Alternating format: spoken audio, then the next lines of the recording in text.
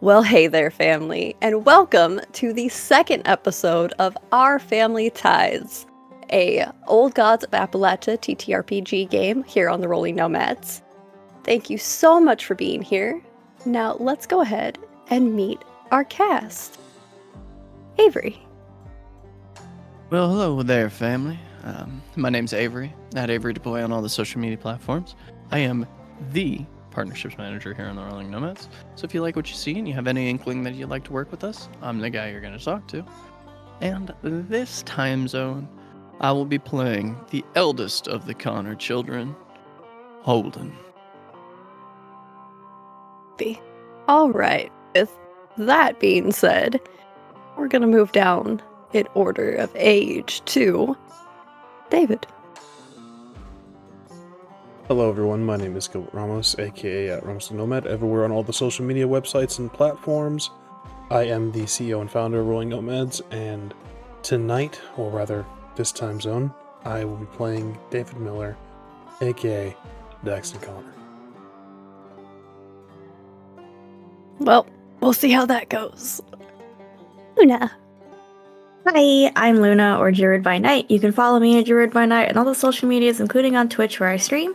I am the social media manager here at the Rolling Nomad, so all those posts that go out, that's me. But this time zone, I will be playing one Beverly Brandt, otherwise known as Ramona Connor. You can catch her on the silver screen, everybody. Rachel. Hello, everybody. I am the Azure Butterfly, or Azure for short, or simply Rachel.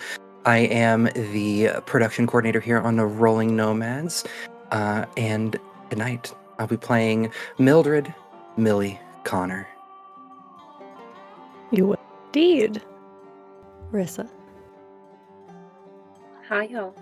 I'm me. I'm Marissa, the Rissa Rave on the internet.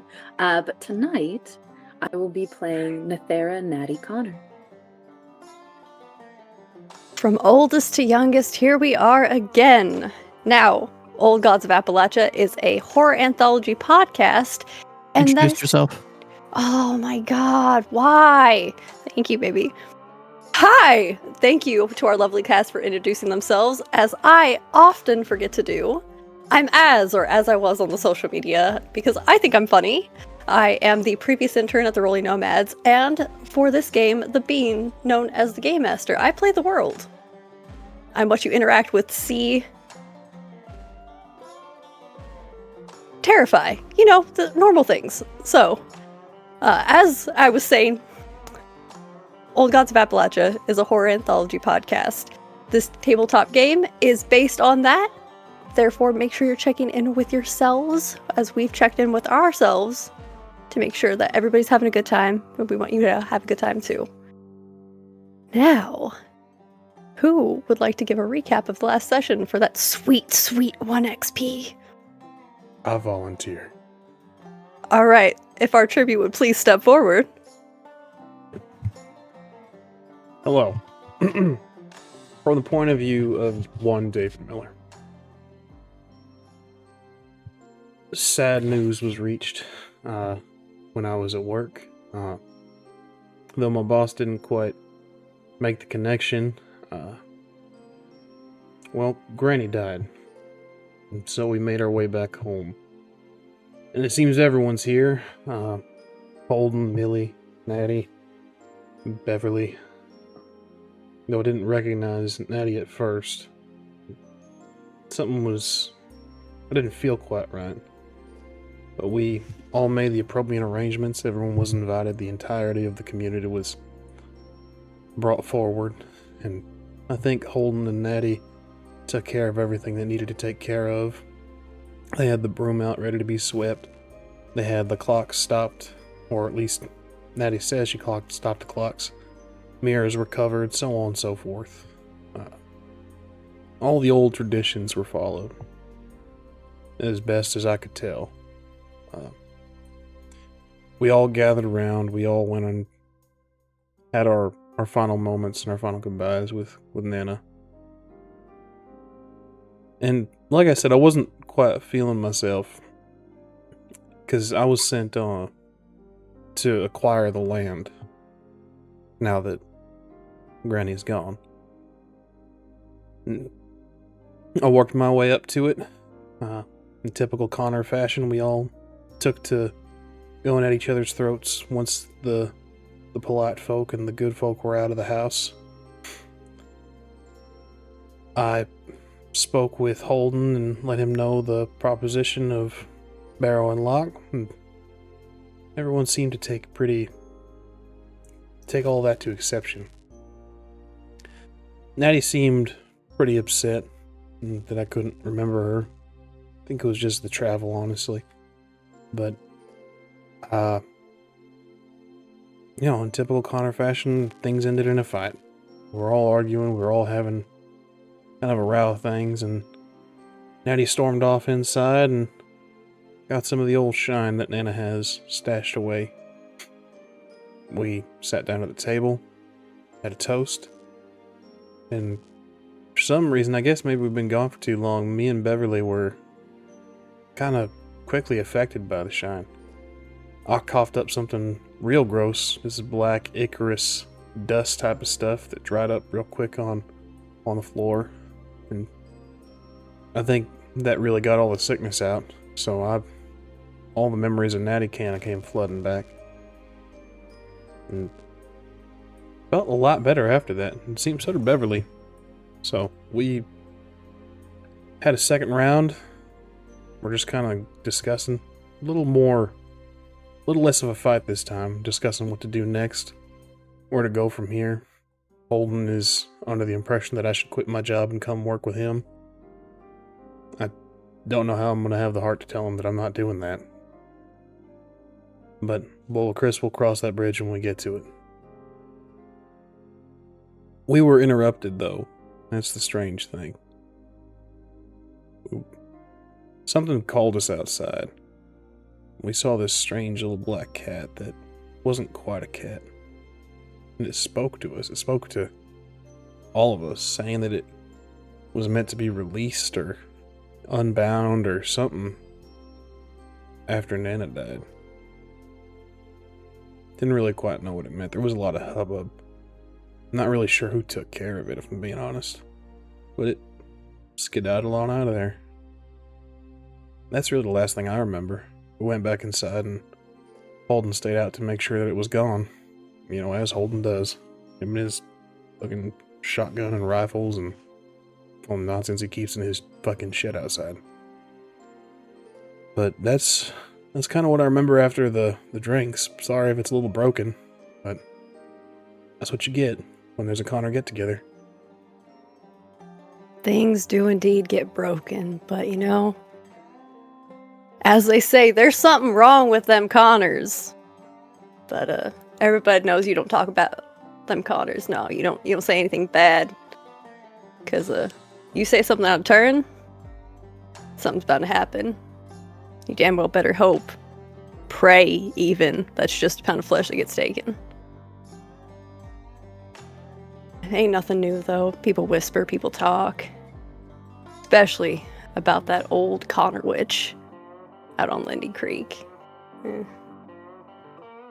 Now her grandchildren all back in town. And honestly, family, it's only bound to get worse. Prospect don't have a whole lot going on. Everybody waiting to see who inherits what and where things are gonna go.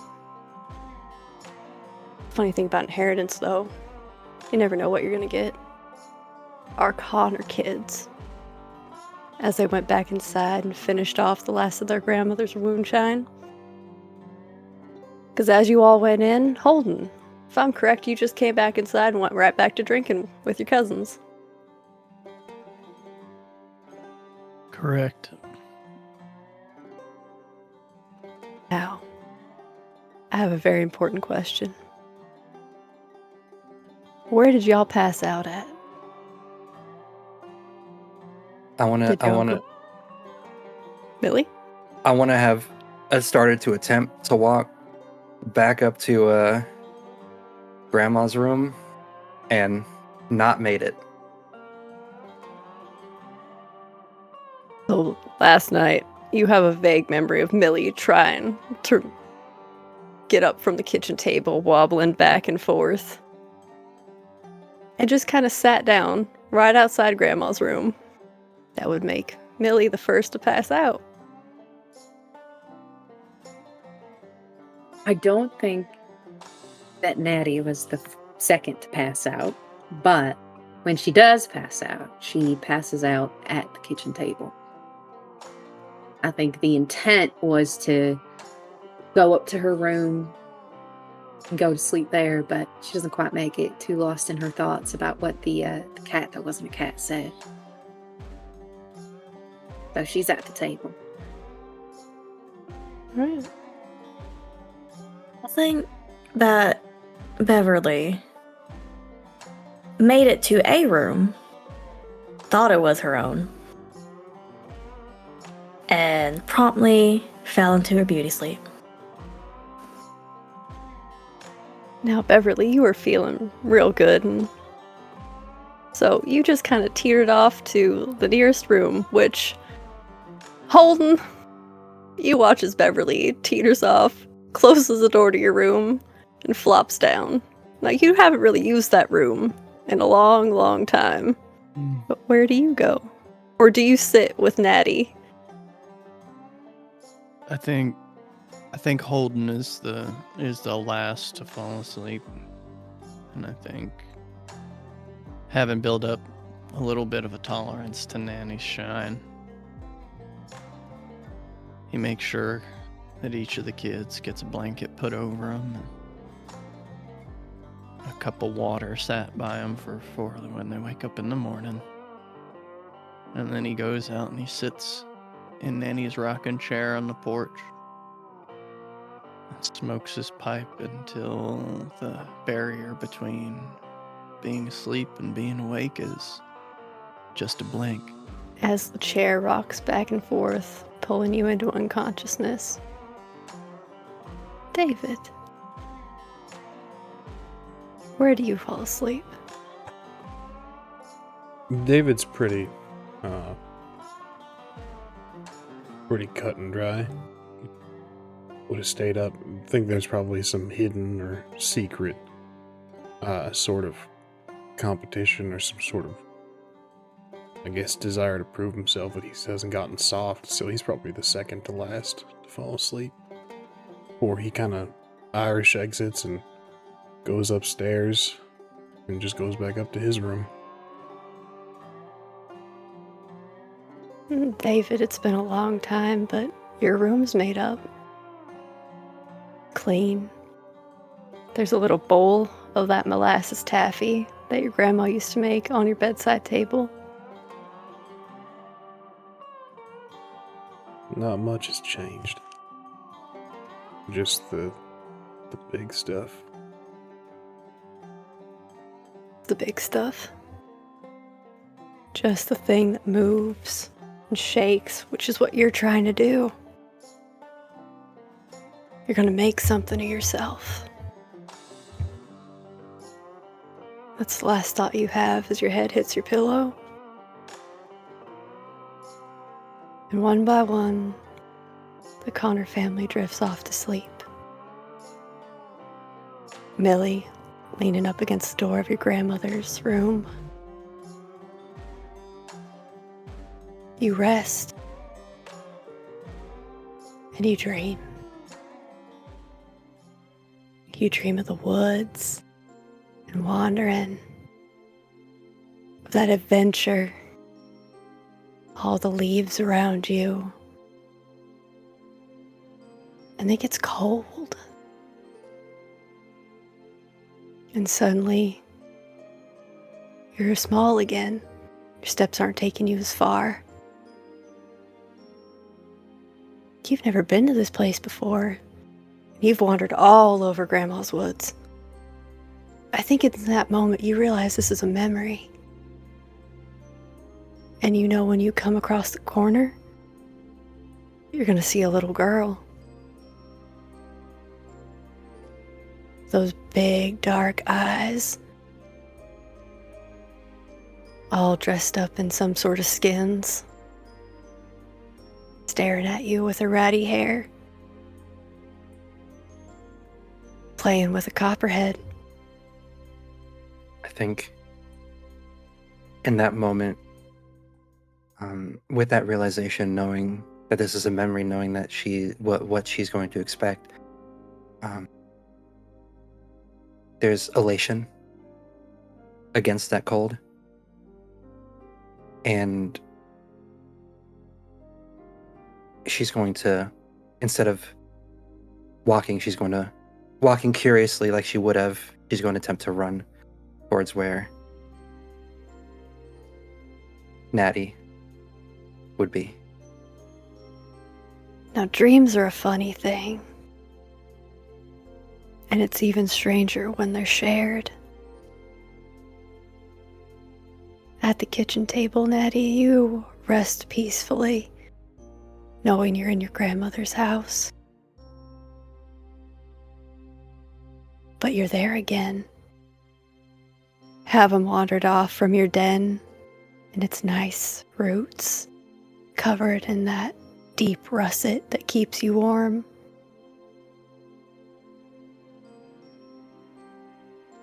This is when Millie found you.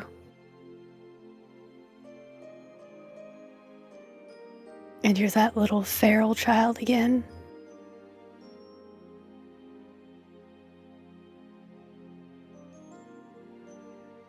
Natty has the copperhead in her hand.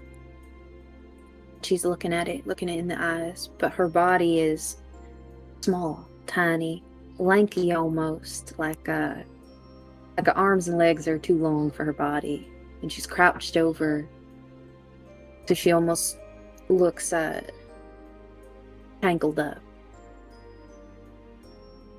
But her head is turned, and her eyes are watching where she expects Millie to round the corner. Like clockwork, there's Millie. I think there's a big grin on her face as she says, "Are you one of them critters that Grammy warned me about out here in the woods?" Opens her mouth to speak. Now, question for storyteller here. Go ahead. Can I speak? Can I speak, normal as a normal child would, or is it? Can. But it's real weird that you're not hearing her in your head. That's where people usually talk to you. She stands up to her full height and starts walking forward. And she reaches out and she touches Millie's forehead right here. Goes, "You're real." Oh, of course Like I'm real. Voice. A real voice. That's nice. As real as you are. I think Millie's gonna try to copy the motion that Natty just did, placing her hand against Natty's forehead. She grins a little bit, and she moves around Millie, but the way that she moves is almost like her legs kind of stay in front of Millie, but the rest of her body kind of goes around her, sort of similar to a snake coiling around somebody. And then eventually her legs follow till she comes back around fully and says, "Found me." Now, a question for the storyteller. How much control of what I say This is a memory. is a memory? It's a Okay. memory. Which is why you know that copperhead starts to go and you watch it start to coil. Natty, you know what's gonna happen. Just as the copperhead prepares to strike out, almost lightning fast, her hand reaches out and she grabs it by the top of its head and she's holding its face. Says, "Now that's not polite. We have guests. We show manners. You don't gotta worry none." Gave me quite a fright over there. Oh, he's all right. Just protective, that's all. And she will take the copperhead and sort of put it higher up towards like a tree. She can't quite reach the branches or anything like that, but she, guides it towards the trunk so it can glide its way up. You watch it stretch out, look back at you, flicking out its tongue, and it leaves. Now, Natty, you've been wandering. You can't find your tree.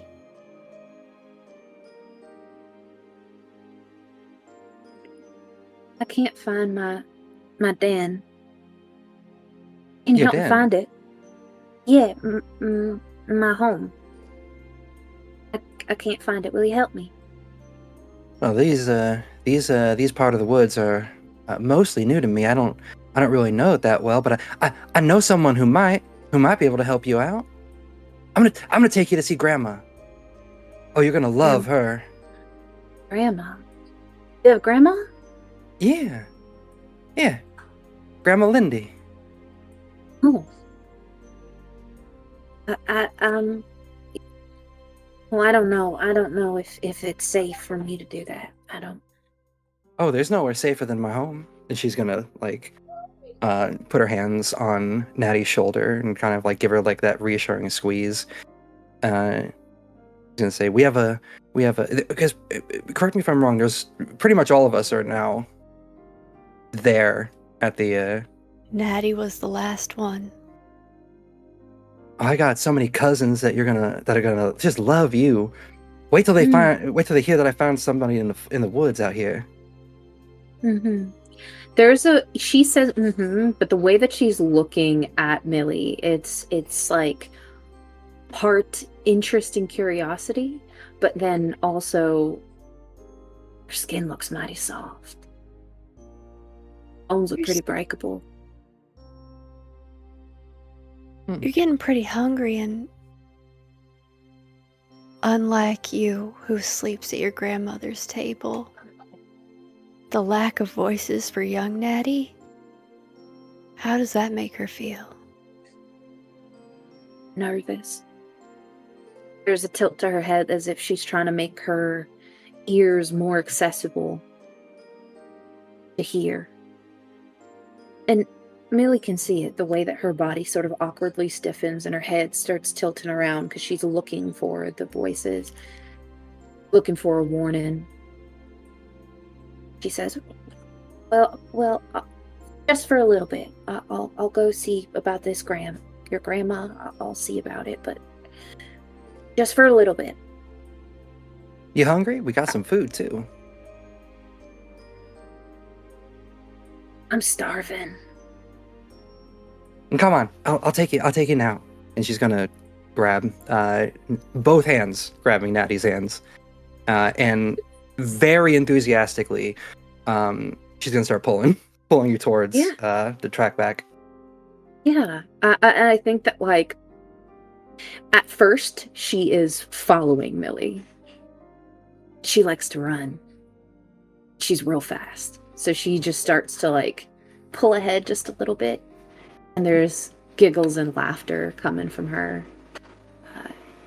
looking back to make sure you're okay, but also kind of glancing a little bit at the woods to see, like, you gonna say something now? But she'll follow Millie home. And you run. You run through the woods. They're not like your woods, Natty. These are green and light. Millie, the air around you warms. You know where you are now. And you burst in through the back, past Holden's shack, which Holden's been gone for a bit.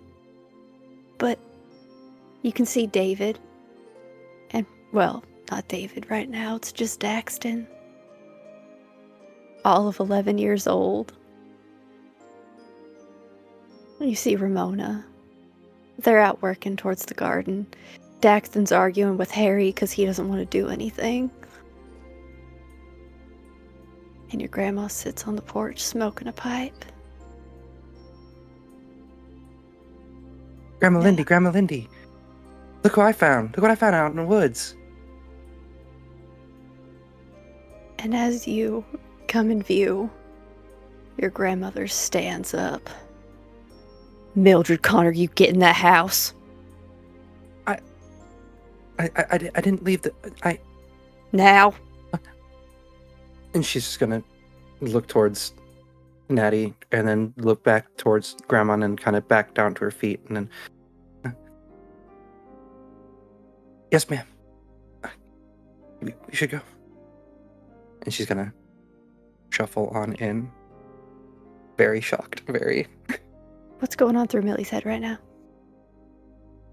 She was very excited, as kids get. They get overexcited over new things, and especially when she went exploring and actually found someone. She was very excited to bring her back to Grammy to show her what she found and help her out and help her find her home. And she wasn't expecting the backlash. She wasn't expecting Grandma Lindy to lash out like that, I don't think. And I think she's gonna feel overwhelmed by that, and she's gonna start crying. She thought she did something good, and now it feels like she did something bad. For you, Millie, you know what happens next, that your grandmother packed all of you kids up, except for Natty, and sent you off to the Rollins, over on Red Rock Road. And you know that Natty stayed. But you never found that part of the woods again, no matter how much you explored. And she would have tried. Now, for you, that dream fades as a slow throb begins to pulse behind your eyes. But you're not awake quite yet. Now, Nethera, 'cause ain't nobody called you Natty. You watch this woman, she is something. You hear those voices again in the back of your head, but it's just a bunch of whispering. Can't really figure out what exactly they're saying. And she gets closer to you. Her dark hair is pulled back over her shoulders, flowing down. Her hazel eyes looking at you. And you have a feeling she's looking at all of you. Now, where'd you come from?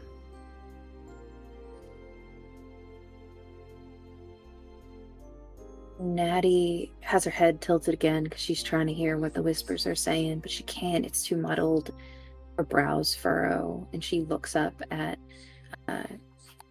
this strange woman. Out in the woods. It's my home. You've been living out there. Yes. Natty, those whispers keep trying to get louder. And Belinda comes down from the porch to sit right in front of you. She crouches down to your height. I'm trying to have a conversation here, so why don't you just bugger off? And the whispers stop. I can hear them too. They can get a little tiresome sometimes. Where exactly did you come from? My den? Big tree. Big tree. Mm-hmm. Come here, let me get a look at you. There's a moment of hesitation, but then she does step closer. And she kind of reaches out a hand. She doesn't touch you. She just kind of runs it over your arms. And then kind of your face. Natty, you don't remember your grandmother ever crying. Really. It's not something she did. She wasn't ashamed of it. Just something that happens with people who have lived the rough life. But her eyes start to well up. She reaches up and she's going to wipe any tears that fall and say, "Don't cry. You're okay." What's your name, baby? Nathera. There's good name. Thank you. Let's get you some food. Let's get you cleaned up. And you're gonna tell me about that tree. Okay. Was there anybody else with you? Anyone? Was it just you?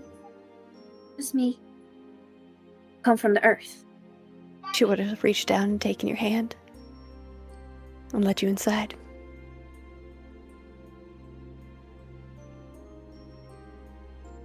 That's the first time you met your grandmother. Because she always told you, I'm your grandmother and this is your family. And if anybody has a problem with that, you have them talk to me. Now, when she packed everybody else up, you would have met Daxton and Ramona as they were getting their things together. There wasn't much conversation, but you stayed with her. And you both were together for a good month before they came back.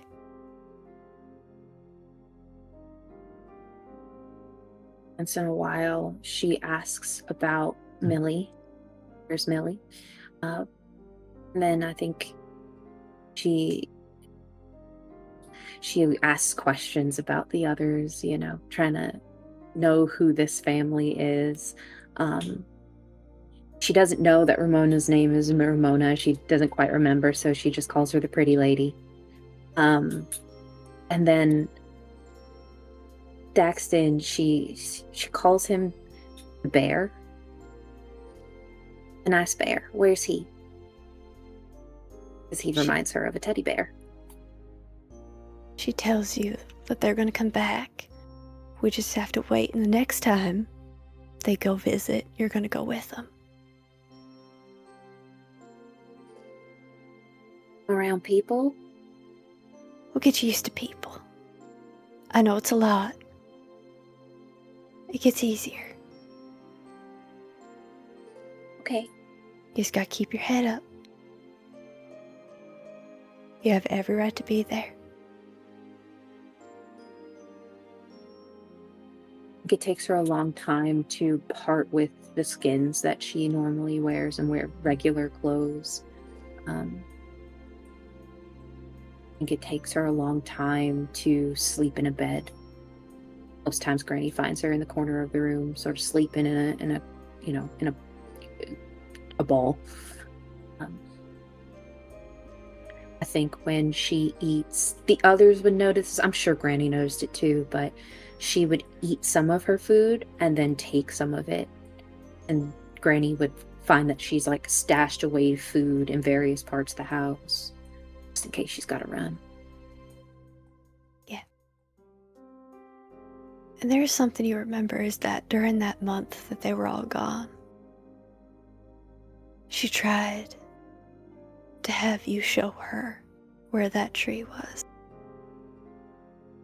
And you never found it. And you keep thinking about that tree. Now, Natty, you don't really remember when the tree's always been there. You're always just a little girl at that tree. But you can picture it in your mind, those big branches of that hemlock tree, those gnarled roots spreading out. And as you dream, you fade away from the memory. But you've got the gift. And something about it, staring at that tree, kicks off. Visions are a strange thing. They don't make a whole lot of sense sometimes. But you're staring at this tree, holding your grandmother's hand. And you hear a voice going, Daddy, please! Daddy, please save her! Please don't let them take her! Please! Please! To this vast darkness that wraps around the tree. And you fade into black.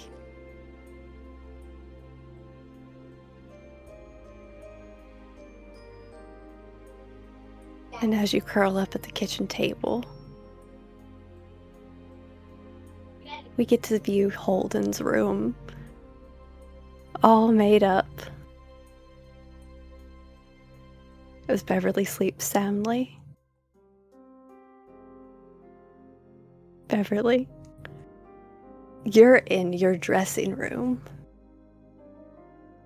Of course. Naked as the day you were born, in that mink coat. Looking nice. at yourself in the mirror.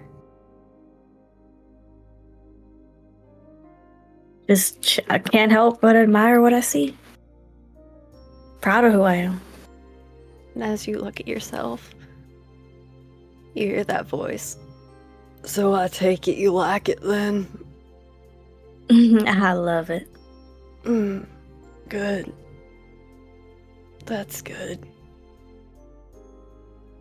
But in this memory, you look back, and your husband flopped on the little chaise lounge that they gave you for talking with interviewers. He's not looking too good, but did you even notice that? No, I don't think I rightly did. Not till now. Once again, memory's a funny thing. When we get to look back on things, we catch things we didn't before. Hey, how much do you think? And she'll kind of look back at the mirror, like over her shoulder. How much was this exactly? They gave me a price tag. It was like 58. The instructions to clean it are over there for your secretary. Do you mind if I just take a nap here before I have to head out? Oh, sure, if you're tired. So I have a dinner at the home office next week. And you want me to go with you? Goes to you. The point that I'm just yeah, just like 15 minutes.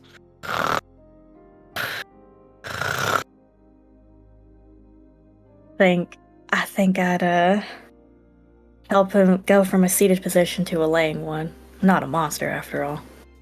No. No, you're not. And in this moment, you realize that while his suit is pressed, he looks presentable.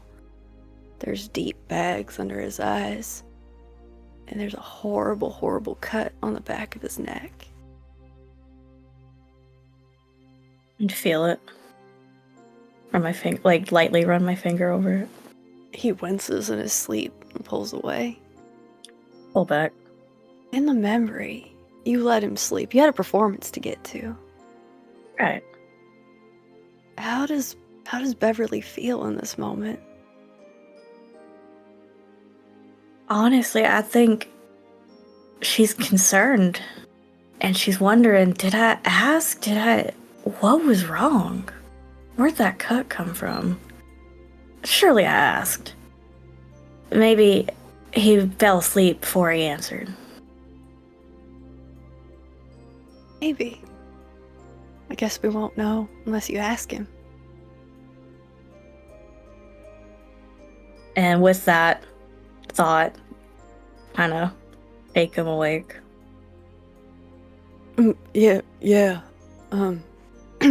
But, did you need something?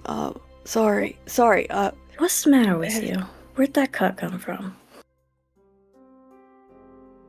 Beverly, this didn't happen. You didn't shake him awake. You didn't ask him, but he sits up. They fought back harder than I thought they would. Who? Who's they? Some union guy. They just wanted me to take care of it. Take care of what exactly? Man, that was ages ago. Where are we? She'll kind of be taken aback for a moment and just study him and say, in my dressing room. And as he's looking at himself, he fades. Beverly. Reach out a hand, try to grab it before it fades away. And your fingers touch for the briefest moment. And then you're on stage. In that performance later that night. However, in the seat your husband usually occupies is an older man. He's in a nice brown suit. And he's clapping.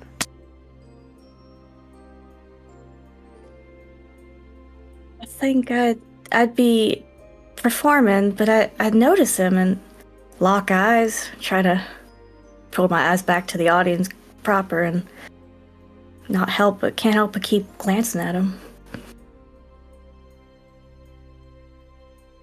I've no idea who this man is. But as he looks at you and stands up, I told you you'd make it big. Look at what you've done. Am I still performing at this point? Do you stop? Or does it keep going? Do you not let that get to you? I think she would stop. I think she'd stop dead in her tracks. And just stare at him. Well. Seems like you've come home then, huh?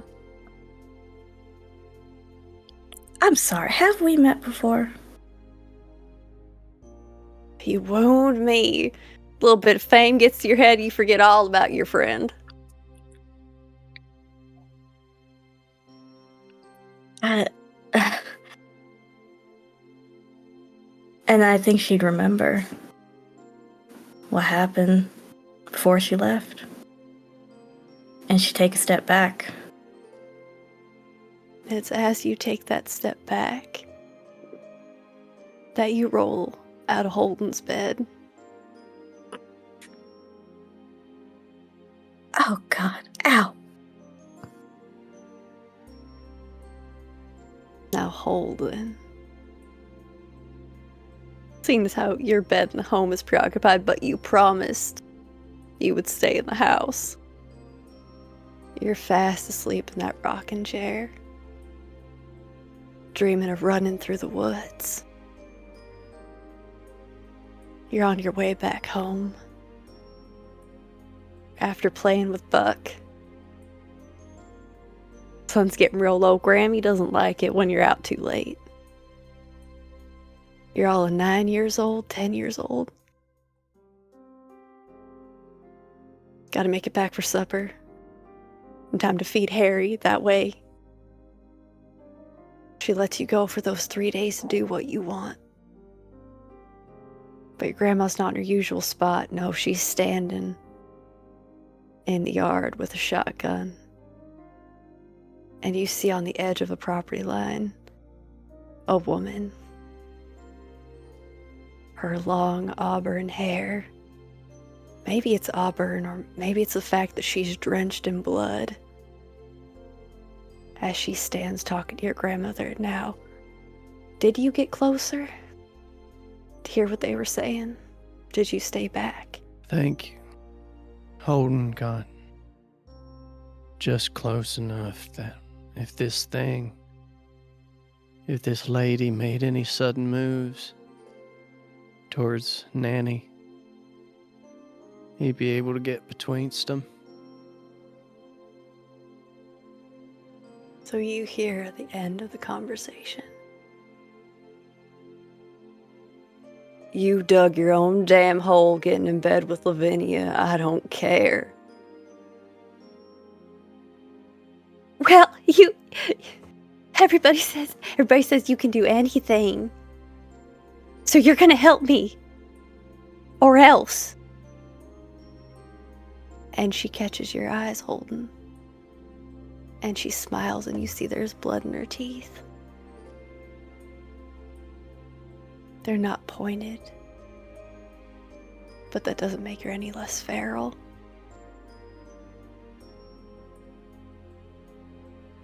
Holden will keep her eye contact and stare her down.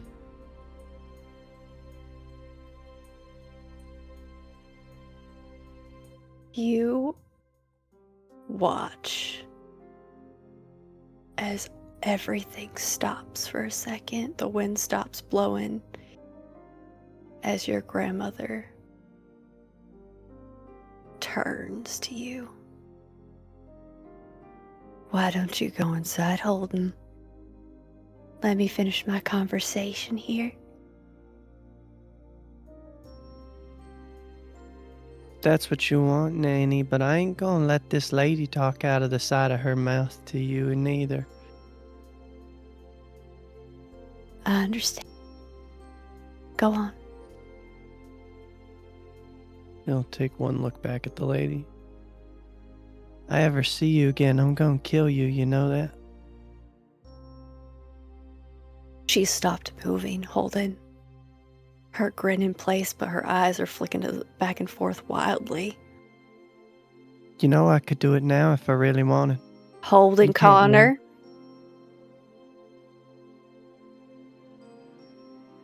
You better thank my nanny for saving your life, you old witch. And they'll head into the house.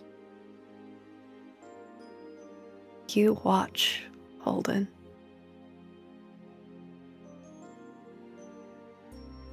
Or do you go get ready, like your grandma told you? As soon as he's inside the house, he scrambles up onto the counter so he can press his ear into the open, the small open slit in the kitchen window. Now you're too far away to hear exactly. You hear your grandmother say, I don't care what you've done, but you don't threaten any of mine.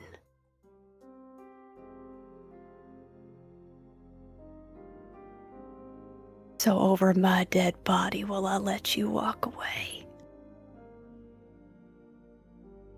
And the woman starts screaming. And it turns from this scream to this animalistic screech. And then yowling.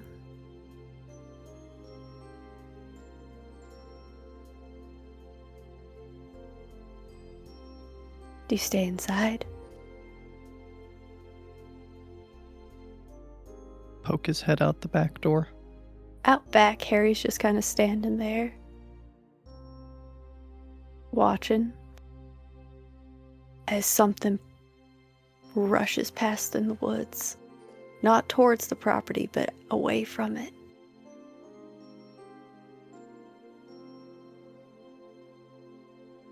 Everything feels electrified.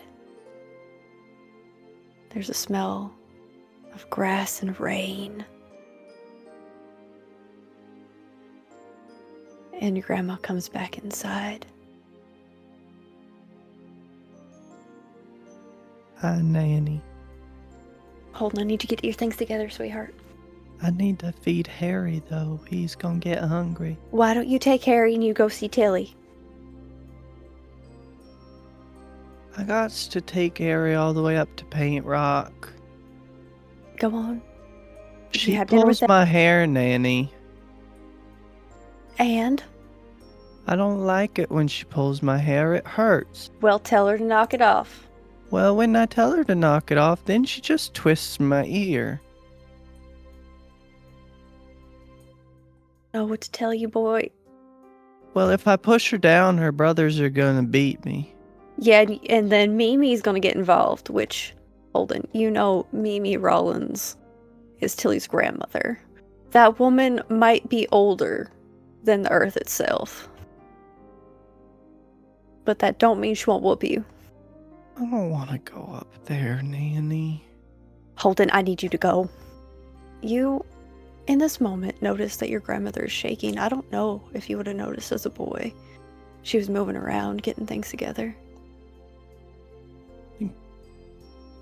Holden will reach out and grab her hand and kind of pull her over towards the kitchen table and slide a chair out and kind of pull her down to sit. Feels cold, Holden. And they'll just look at her. Don't worry, Nanny, I'll take care of you. And they'll go grab her pipe and her tobacco and the matchbook. And they'll pack her pipe up for her and hold it out. And she smokes. Does. It's my job to take care of you. Baby, that's not your job to take care of me. Well, Nanny, that's the funny thing about taking care of folks, I think, is that sometimes you just take care of each other, and that's just that. Yeah. We take care of each other. Do I have to go? Have to go. I can't. You have to go. It's just for a day. It's just. I don't like hanging out over there. Daryl throws rocks at frogs. Well, don't throw rocks at Daryl. Don't. I didn't say that. I didn't say that. Can I just go down to town? Holden. Can I just go down to town? I'll stay out of trouble. If you go to town, I need you to go with Rollins. Come back tomorrow, like we talked about. Okay. Day. It's only a day. Nanny, I'll be all right. You know. She wraps you in her arms, Holden, and squeezes you. You know I wasn't playing about what I said to that lady, you know. You don't have to worry about her now. Well, I'm just saying, I'm not. You know. I can take care of business. You look at me, Holden Connor, and she grabs your face in her hands. If you're gonna kill somebody, you do it because it's the option, not because it's a option. You understand what I'm saying, boy? So? But my daddy said I wasn't good at finding solutions. Well, your daddy was a fool. What was that stuff that he dripped in his drink? Do you know? That came out of the little bottle. Oh, Holden, the more we have a conversation about this, the darker it's gonna get, so Well, I just go wondered. get your things. Okay, can I take Harry down to town too? Just get your things together and then you're gonna go. He likes to go window shopping when I take him into town. Remember, you don't get too far from Harry, alright? I'll try, but he likes to run off on me. He doesn't like it when I pet him, and I don't know why. Did I do something wrong? No, baby, it's just the way you smell. And that's not offense to you, it's just. Yeah, Well, I don't like the way he smells neither, but I don't run from him. As she holds you, Holden, she starts to shake more and more. You need me to go down to the cellar and get your drinks? No, Holden, I need you. You go down here. And she goes to the cupboard and pulls out the coffee can that she keeps the money in. She reaches in. I have money. You're gonna go to Milton's and go get yourself something. I need you to go, Holden. Baby, I need you to go. Okay. Well, I'll have them send up a pound of fat back, and we'll have that for breakfast tomorrow. Okay. And you put the You can put the coffee can away. I got money, Nanny. Yeah. That coffee can's for you. No, baby. Can I take Pappy Williams' pipe?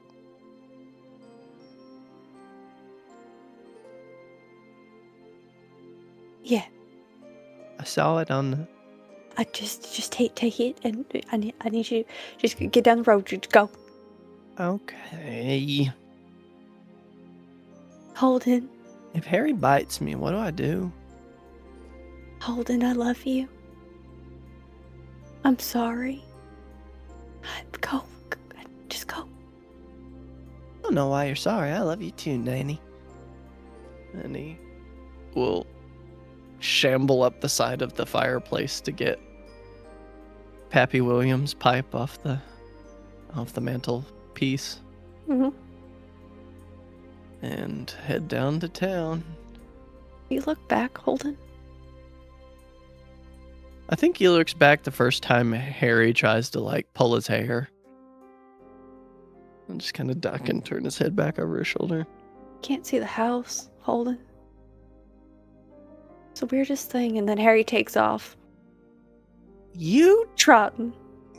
ass, get back here. More an You hear him overgrown. bray at you. You're more a ass than a mule, I swear. You get back here. I'm gonna get you, old Harry. He ignores you promptly. And it's that shaking that wakes you up, Holden, as that chair just back and forth.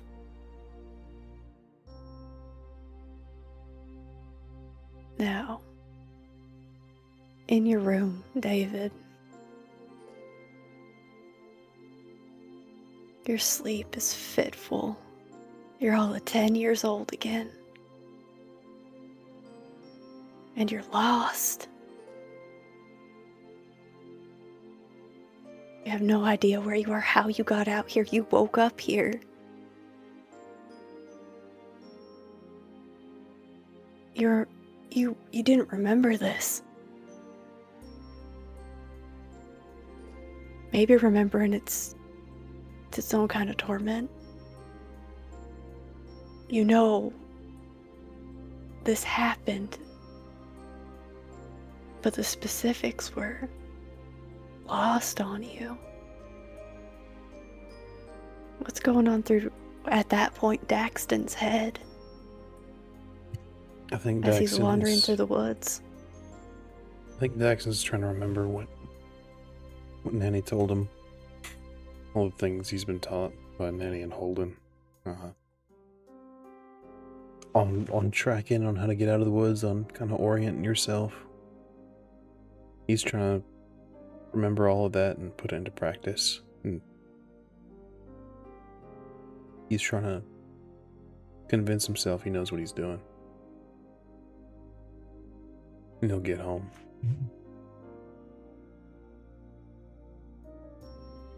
You remember that Grammy was saying it was about time. It was about time that, you were going to go into town. And so you're excited that night when you went to sleep, and then you woke up here. And the more you venture back using all those methods that Holden and Grammy taught you that should have got you back home, come to this break in the tree line. Large rocks covering the hillside. Almost looks like a cave. And the sun's getting low? How long have you been out here? I don't know if it matters. So he's gonna... First rule is you need shelter. So, this is that. He'll, ventures inside and just checking the area for any sort of trackings or sign of anything dangerous that might be in the cave? There's no sign of life here, David, but it's a little bit warmer in here. To And you start think the then. wind starts to pick up. And then you hear it. Hello. Hello? Well, hey there. Hi. My name's Daxton. Daxton.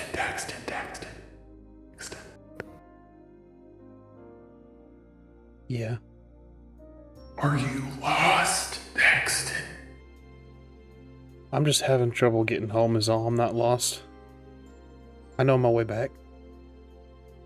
I can show you the way back. And it's that darkness that starts to grow in the cave.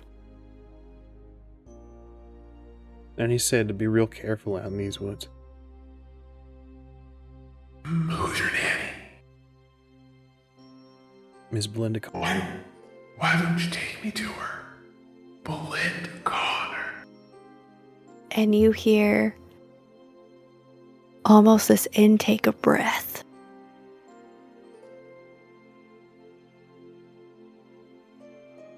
I'll show you the way. You just have to take me with you. Take me with you. She told me to be real careful what I brought back. I think that Daxton is kind of battling with himself in this moment, trying to be brave and trying to be, everything that Holden says he has to be, and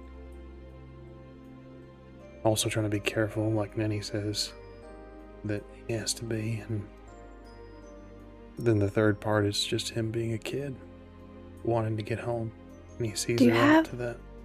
Do you have that image of Holden in your mind, Daxton? I think so, yeah. What all is Daxton thinking about? This is important. I think he's thinking of Holden and how many times they've been out in the woods, and it's never really a fun trip, but informative. But Holden is just this great, big, unbeatable, unshakable, just this man in his eyes. It's what he should be. And it's what he should aspire to be. It's everything that he's supposed to grow up to be.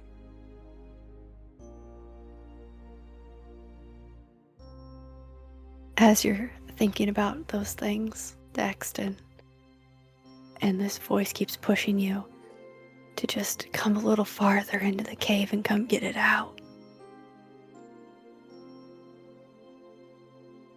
You see something at the entrance of the cave. It's shadowy, and in the memory,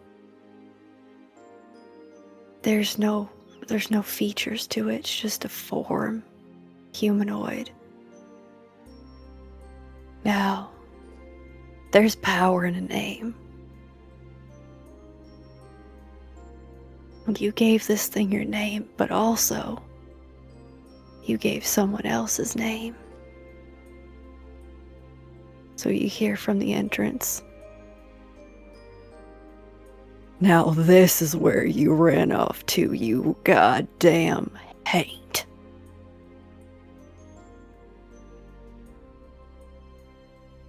The briefest flash in your dream, David, of Holden instead of that shadowy figure. "Now you better get off my land before I take you back."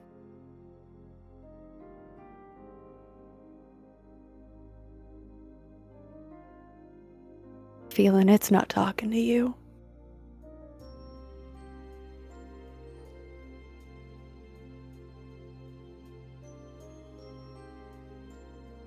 don't see Holden.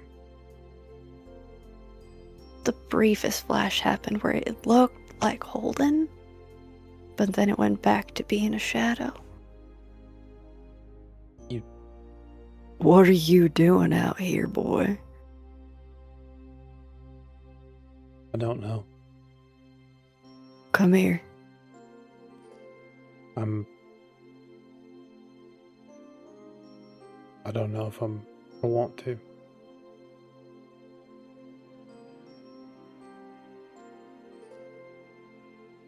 No, he's gonna let us out. Just let us out. Just let us out. No, we didn't mean it. We didn't mean it. We didn't mean it. Just. I wasn't talking to you. I'll deal with you later. Now, why don't you want to come out? Because you sound mad. Oh, I am. Not at you. And it kind of steps back.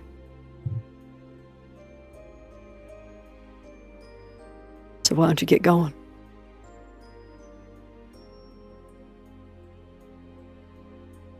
And there's this thing that happens, Daxton, where those shadows start to play through the trees. It's almost tinged with green, though. Like a path.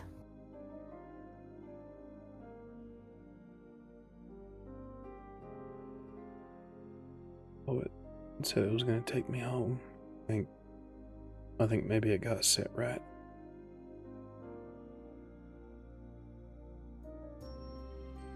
Now, as you leave the cave, and you follow that trail you hear behind you, don't come back here. And there's almost a plea in the voice.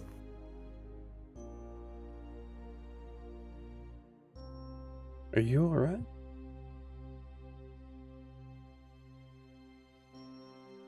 There's silence.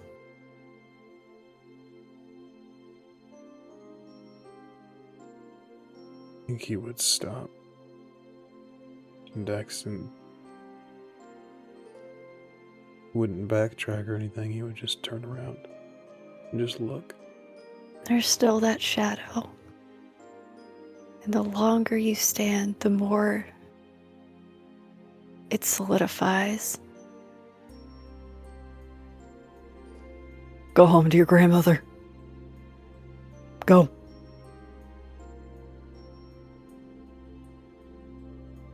Thank you.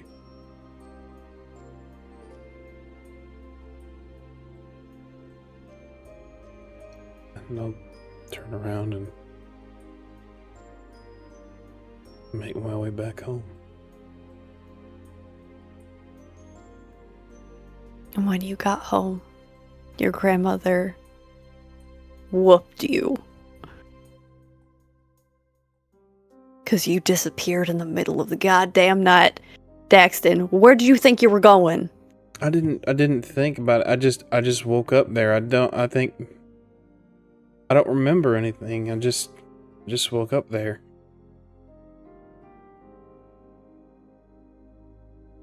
Pray you kids are gonna be the death of me.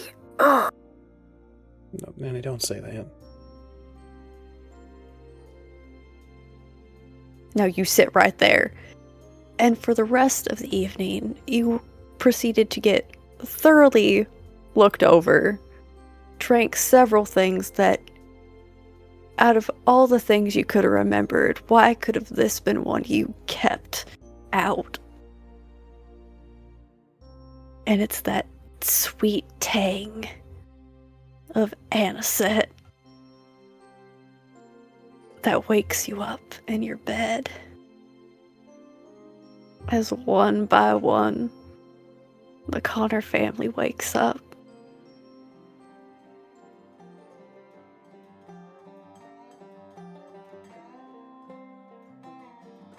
If it's not too much interjecting, I think they would each wake up to the smell of cooking fat back and eggs in the kitchen. Holden's used to a bit of a hangover and wakes up and takes a tablet first thing in the morning anyway. The rockin' woke you up, Hold. I think with the cold of the night settled into his joints, Mm-hmm. that vague soreness. He got up and got the cast irons out. Went and got some wood from the woodshed to feed the stove and started breakfast. Harry's got his head popped through the window. What you doing, you old cuss? He just snorts at you and starts eating at the flowers that are on the windowsill. Oh, you stop that. Holden will cut off the corner piece of some cornbread and hold it out in his hand. Very contentedly, Harry grabs onto it, munching on it as he pulls his head back. Obviously, he has once again gotten out of his stall. Why don't I have Millie or Natty take you for a little walk around the property today? How's that sound, old Harry? He bangs his head up against the shutter, and it closes. I'll take that as a no, maybe. You old bastard. Natty wakes up in a cold sweat. The echoes of those screamings that came out of the tree or near the tree still echo in her head. She's shaking a bit, shakily drinks from the water that was left at the table, and I think she just like knows Holden enough to know that it was him. But she gets up and she immediately goes to probably either her room or wherever we would have just a paper lying about. Grab a charcoal or a pencil, whatever she can find, and she starts drawing the tree furiously, murmuring to herself the words that she heard. And she looks a lot paler than normal. Maybe it's because of the hangover, who knows, but her eyes have kind of a light bruising around them, and because of that paleness to her veins are a little more noticeable. Her lips are chapped and kind of red, as almost she's been biting them. She rushes over to Holden and says, Holden, do you recognize this? Do you know? I mean, you're in the woods all the time. You ever seen this tree before? Have I? I mean, kind of just looks like a big old hemlock tree.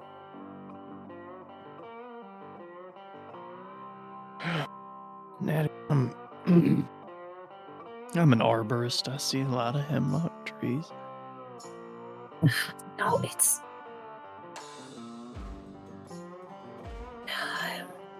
my den.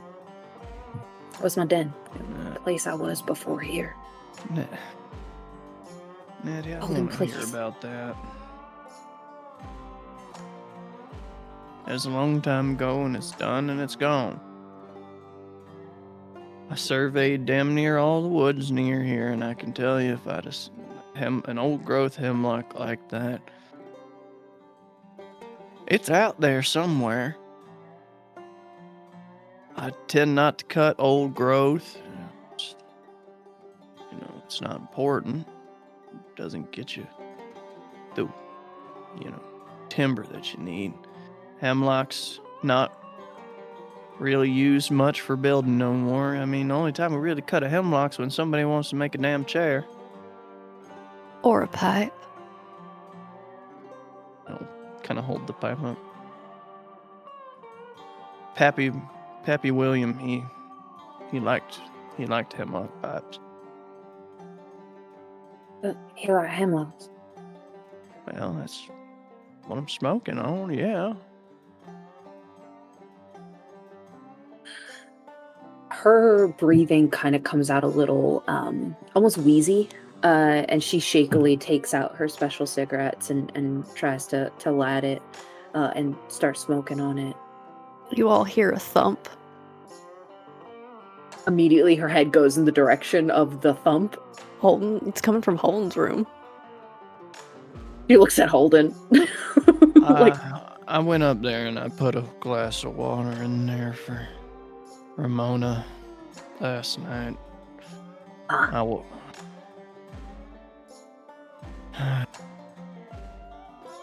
Bump on her head will ruin her public career, so I guess she's staying for a few more days.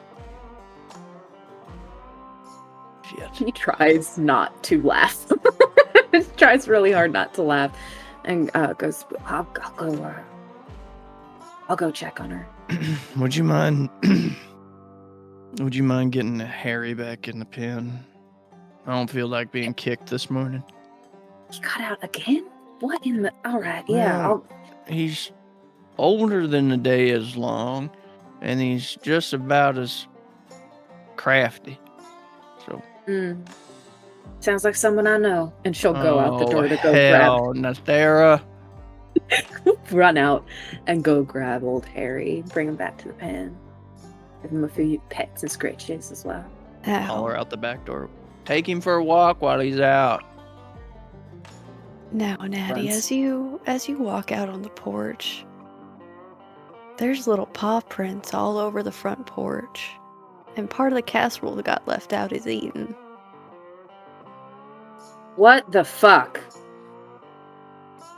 What you cursing out so damn early? Come out here and look. She doesn't touch anything because she wants him to see what she's seen. Walk out on the porch. You'll get down low and he'll smell the tracks. There's no smell. And the casserole done did its job. It's fine. Oh, It's fine. what do you mean it's fine? Well, Some Hank came across our land talking Well, about nonsense. also, if you see Jared's body up by the corner of the property, don't do nothing with it. I ain't told nobody yet. What? I found him dead out there last night.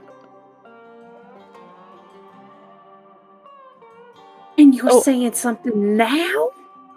So for the Connors who are in the house, the smell of burning bacon is filling the room. Oh, shit. Go get the bacon before it burns. Go on. Deal with whatever later. She is like looking, over yonder. Can she see the body from the porch? Closer, and probably would have to have Holden let you know where it is, but if you would like to investigate, roll me intellect.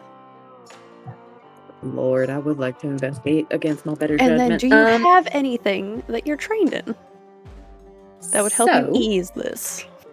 Yes, I think I got some things. Let me take a quick look, see. Okay. So I have, as just a regular skill, I have searching. Would that count? You're towards searching for a body. I would say so. Yeah. All right, then. That's what we will do. We will use our trained ability to search. All right, so that's oh boy, is it a 6 or a 9? When it's at the bottom, it's a 6, right? All right, so I got a 6 on the die. The thing, Natty, you go around the property line. There's no bodies. There's nothing. There's no tracks or anything. You don't know what Holden's talking about. Them pills get into his head. Anyway, she'll drag Harry. I mean, not drag him, just gently lead him back towards the pen before she puts him in there. He gives you the most baleful look Oh, as he's no, munching sweetheart. on a patch of daisies. And Clover just She grabs his face, giving him some, scritches, and says, I know, Harry, I know, but it ain't safe for you to go wandering. Come on, old man. And she'll just give him, some more pets and lead him towards the pen. follows you. Now, Millie, with the crick in your neck, having spent the night on the floor. It's not just the neck. It's the full back, neck, like arms asleep, legs asleep. You, stretch and try and get up. You notice those same paw prints around you. What did we... Do they look big enough what to be big enough or small enough to be the cat that we saw? Roll me intellect. Because we're going to see... You've done a lot of studying of nature. Mm-hmm. I mean, for this, it'd probably be difficulty. 3. What'd you roll? 16. Yeah. They're canine in nature, but they're small. Like a puppy? Maybe. It's leaving claw marks. I'm gonna run my And- fingers over it. And you There's also- remember having to do research into some local wildlife and some of the mythos around the area about foxes. Paw print matches up pretty good. It's just so strange. It should have woke you up. If it touched you, it should have woke you up.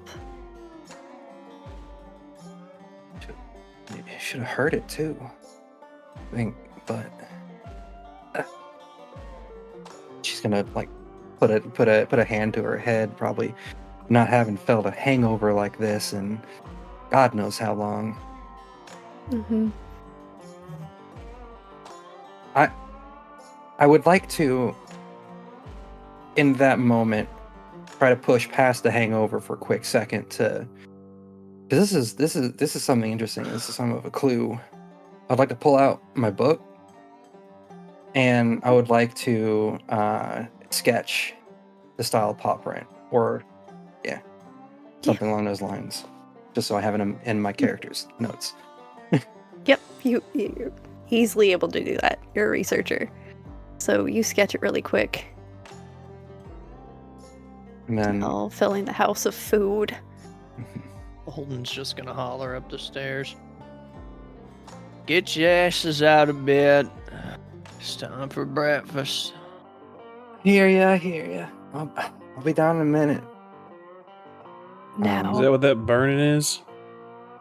No, that's you chapping my ass. Get down here. I don't know, Holden. Oh, fuck. Smelled like burning.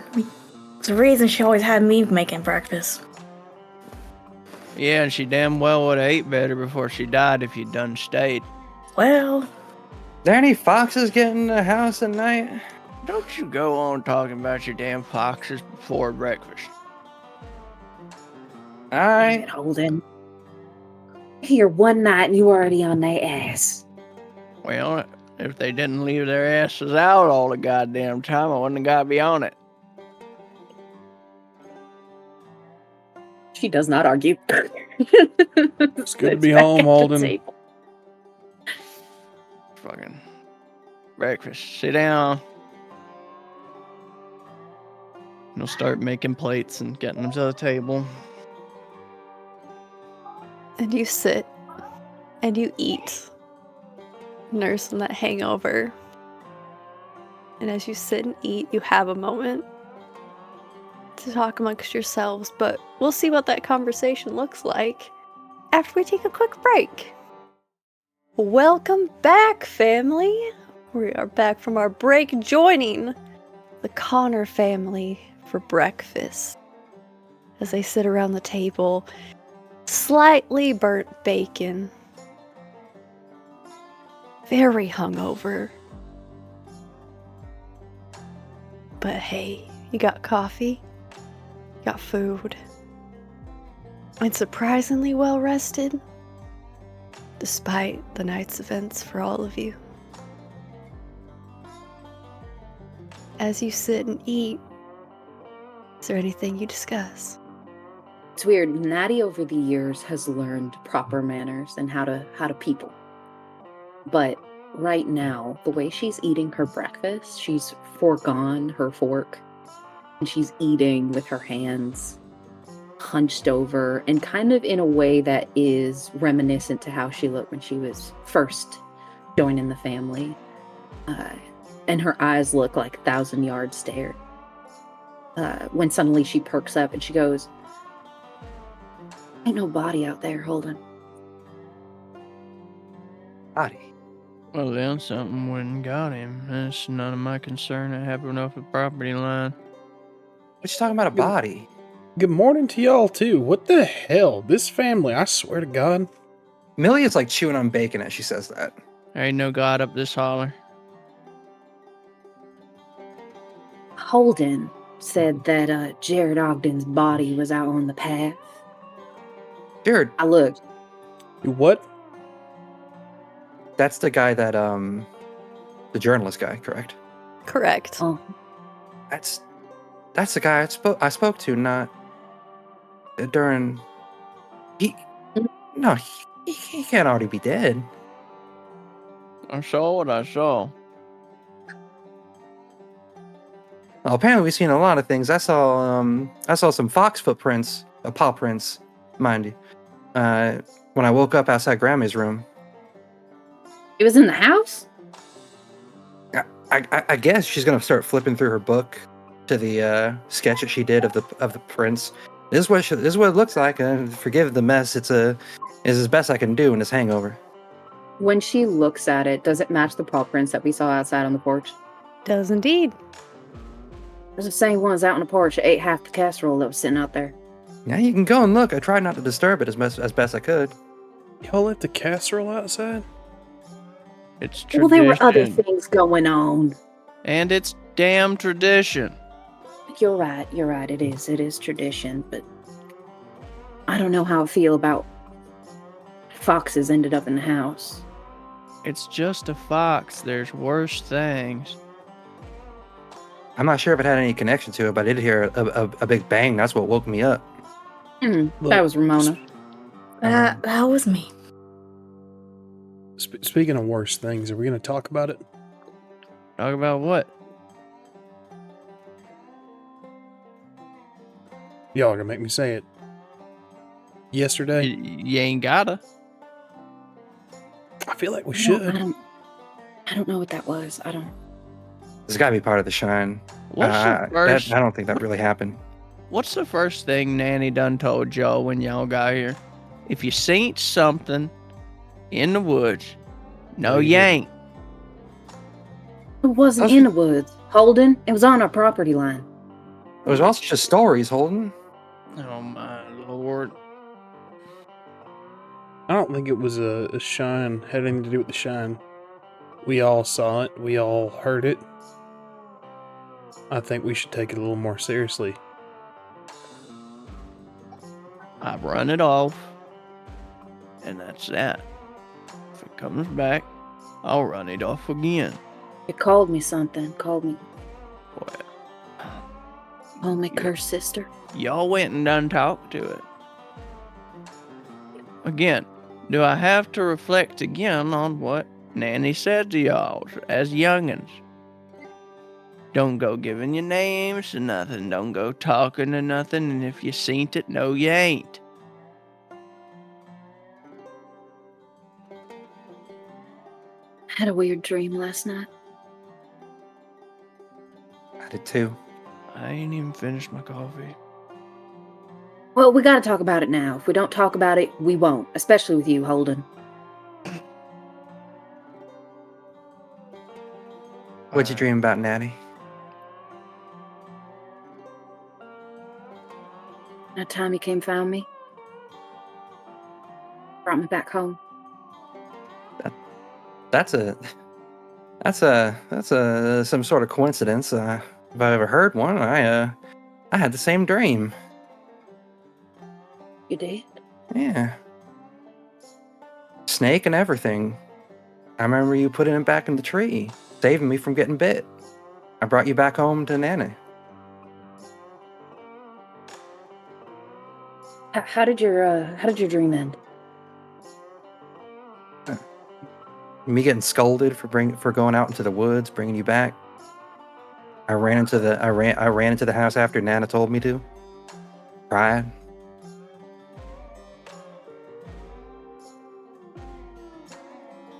It's a memory. It's that's what happened, isn't it? Yeah. Only at the end I saw my den. The tree that I was living in. The shadows. Some girl screaming out, begging her daddy to not let something get something. I don't know. She sounded awful scared. Melanie is writing this down. Why you Shadows always ain't- got to do that? What are you doing? I'm taking down notes so I don't forget. Notes for what, Millie? And as you're taking down notes, Millie, there's paper on the table already. Because Natty's drawing is also sitting there. And what is the drawing of? It's a giant tree. Is this the? I feel like. I feel like this would have been something that Nanny would have shared when they were kids too, right? She wouldn't have drawn it, but she would have talked about her den enough. Okay. Described it to you enough. The multiple times that we've gone out looking for it again, and then just having repeated the story to Granny to help her find it. It's this old hemlock tree, but the roots they're curved in such a way that almost have like a hole at the bottom, where you could imagine someone crawling into. Yeah, like a little. Yeah, and so you ask that, and then Natty says, "Is this about your book? Is that what those notes are for?" Some of it, but not all of it. Some Don't of it. you go writing this shit down for no other people. I'm also doing it so I don't forget. Memory's not that great. Is that what you're doing, Millie? She's freezing up. She's like starting to stutter. Sputter a little bit. This is a telltale sign that Millie is. Trying to laugh. Yeah. Once again, I would like to point out that on my sheet for Millie, charming / pleasant social interactions is inability. Right. With that, I think Ramona would say, "Now, Millie, say it with your chest. What are you doing?" I'm writing down what inspired me all my life, the stories that I heard, and I think the story of our lives needs to be told. I think not only would it be good to keep some sort of record of our footprint on this earth, but also it could do well to so we don't have to worry about money no more. We don't have to worry about money now. Didn't you hear Holden last night? Granny wasn't starving for money. She had what she had. Enough for what we needed, and that's all that matters. That's still the case now. I know that y'all think this place is just called the Prospect. This town is called Williams Prospect. After Pappy William. At least that's what Nana said. Time ago. Nana wasn't hurting for no money. Nobody needs to hear my damn story, nor anybody else is sitting at this table unless they choose to be the one doing the telling. Look, And that being Millie, said, you done took your notes. You done started your story. Come hell or high water, I've tried to stop you from doing stupid shit your entire life. and I ain't never succeeded now, and I hardly doubt I'll succeed in the future. So you're gonna do what you're gonna do. I Look, just wish Millie, you'd think about everybody else a little bit more, that's all. I know that you like stories, and we grew up with plenty. I think that's okay if you wanna tell stories about that stuff, of the things Granny taught us. All right. But our personal stories, ain't nobody need to know about us. Well, it started as me wanting to write about Beverly's life, sort of like a little bit of a biography, like the stars usually get. But then I thought, why not all of us? But Well- I didn't think it was going to get this much of a negative response. I don't think there's anything wrong with it. You know, of course you you don't. fucking don't. I mean, think about it. Maybe if people understood us a little more, maybe we wouldn't get looked at sideways when we walk outside. I'm not worried about what people think when they look at us. David? Somebody looks out the side of their eye at me, and they lose one. Well, that's a perception issue. That's the issue right there. How's that My going to fa- look on Beverly? How's that going to look on anybody who comes from this family that wants to make something out in the real world? Beverly Brant don't reflect on her none. I hope Ramona Connor would be proud of me. I think Holden will stand up quickly enough that the chair falls over, and we'll head out the back door. Holden. I'm right, damn it. I don't give a damn how much of a temper he has or how much of a tantrum he wants to throw. I'm fucking right. I don't understand what you're so ashamed of. What is this perception that you think people have of us?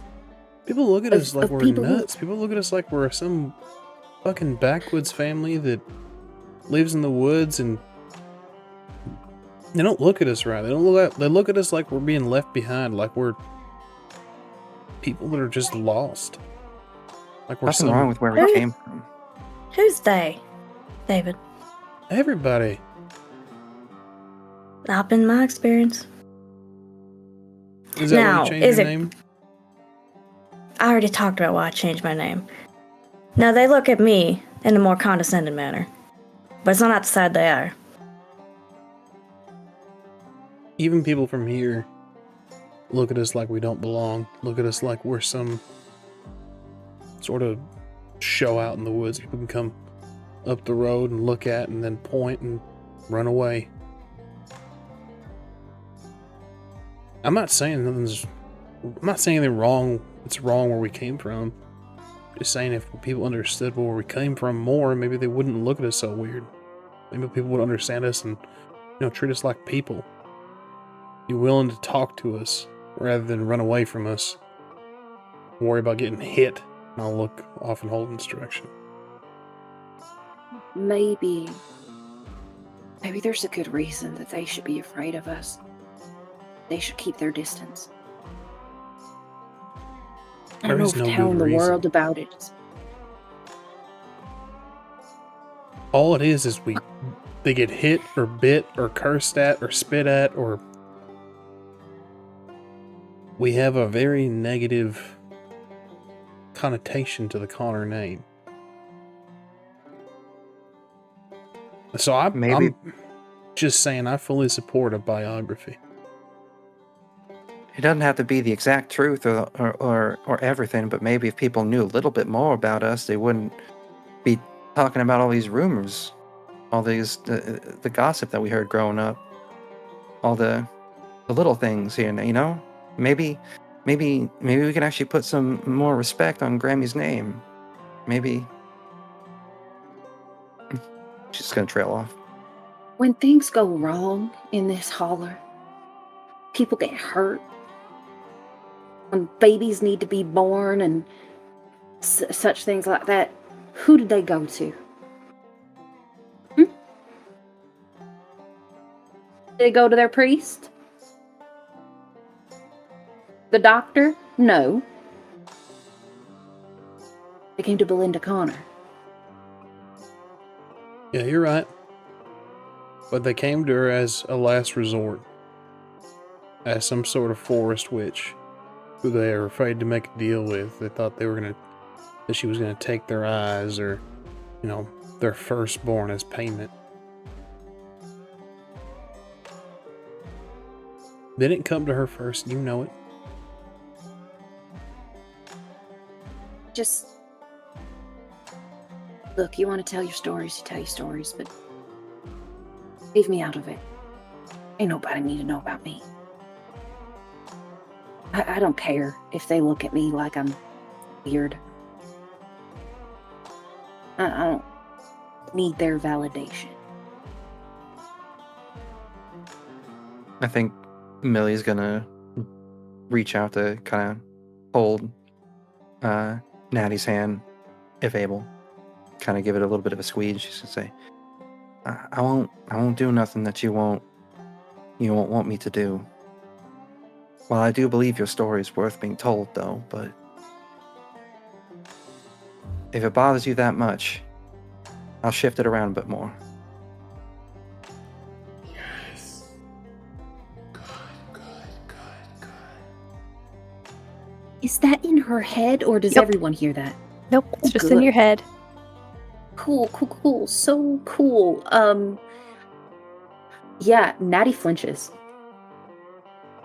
What's wrong? She fully flinches.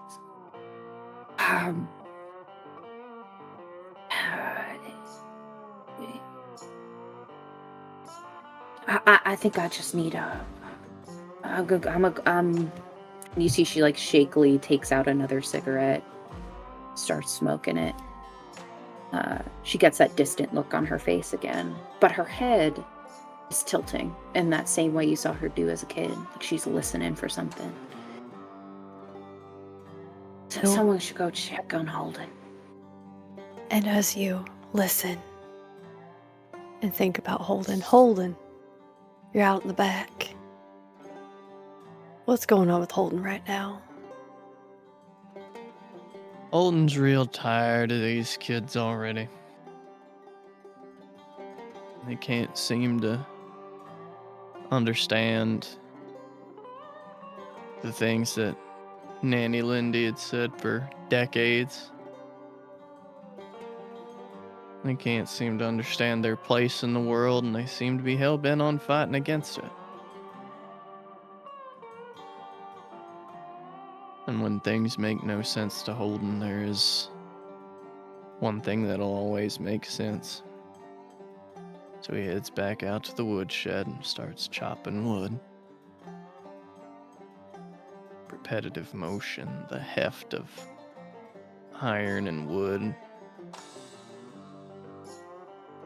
The splitting of something away from itself.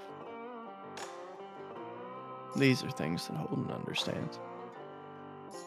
And Holden, as you split, the axe coming down again and again.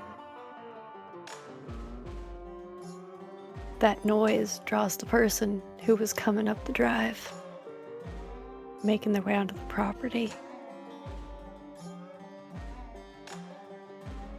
You see this old man. He's wearing a very worn out wool suit, carrying a package.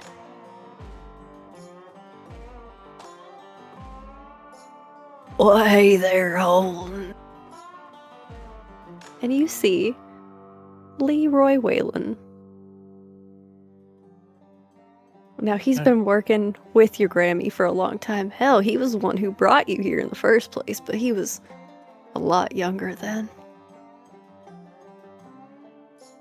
Well, hell, Leroy, why are you creeping around like a damn thief? I ain't creeping around. You're making a commotion back here. Well, somebody's gotta get the wood split to feed the fireplace. Come on now. I got some things for you. You need some wood? Hey, if you want to take it down to the truck. Why the hell are you still driving that damn thing? Works just fine. I Y'all, know you the sen- you I know the kids sentiment. Wait, wanting whoa, them whoa, whoa. new cars, I know the them sentiment. highways, causing Hey, all sorts of chaos. I told BLM that highway was a damn shame misuse of resources. I told him that. I tried to get the whole thing shut down. Here we Kinda- are. Solemnly nods. Well, So, you want this or not? yeah, and give it here, and I'll carry some wood down to the truck for you, and we can walk and talk. And Holden, he hands over a package. And also several envelopes from the Western Union. Oh, all right, Leroy. Who the hell's gonna take over your job when you're gone, huh? You old cuss. I'm retiring. I told you I'm done. You've been saying that for 25 years, Leroy. And I'm done. I mean, this might be my last delivery, Mr. Connor. Well, Then you'll have to deal with someone new having to come all the way out here. well, you tell them they best announce themselves or prepare to get winged. Why is that always the first thing you kids go to? You used to talk to people. Well, now they start sending government men up my holler. Ain't no way any government agency's gonna come back here. I'm surprised you come back here with your fancy new job. Now, Holden, you've had this job for a very, very long time now. Ever Leroy, since you got back. I've worked for land management for 19 years. That can't be right. Well, And Maddie, as you're coming out, this is what you see. Holden talking to Leroy. Hey, Leroy. How you doing, darling? Well, hey there, Miss Natty. How you doing, sweetheart? You don't you let alright? them lies linger, Leroy. You got a wife. Oh, goodness, stop it. You ain't doing nothing wrong. I'm fine, thank you for asking, Leroy. I got a package. Well, your Grammy has a package. I'm pretty sure it's for you, though. She told me to keep an eye out. Oh, all right, I'll take it. Give it here. And she'll take the package. Holden has it right now. Hold it out to her. Holds hands up. Yeah, we'll take it from then. I'm gonna walk some wood down to Leroy's truck for him for bringing it all the way up here. All right, then come back inside. We got more to discuss. Well, you have a good day, Miss Natty. Tell your cousins I said hi. I will. And she'll very, like, she blows him a kiss, and then He just puts a old hand to his heart and just... Gonna give this man an apoplectic fit. No, not Leroy. He's big and strong. He'll be just fine. I'm retiring, so... Best not be retiring from your marriage. Come on, Leroy. Into the He house goes she with goes. She's gonna put the package on the table, see the Western Union envelopes, kind of raise a brow at that. Are 3. One is addressed to David Miller. The other one to Miss Beverly Brandt. And the other to Mildred Connor. I'll hand it out to them. And the package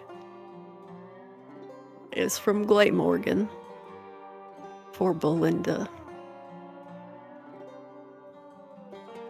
There's a moment of hesitation. Grief comes in waves, and I think the realization that Grammy's not here to open any more packages heart breaks a little bit. She clenches her jaw and she will open the package. Okay. So, inside the package is a bunch of things for you, Natty, actually. For making your jewelry. But there's also a piece of bone and a letter. And it says, Miss Ellie Walker.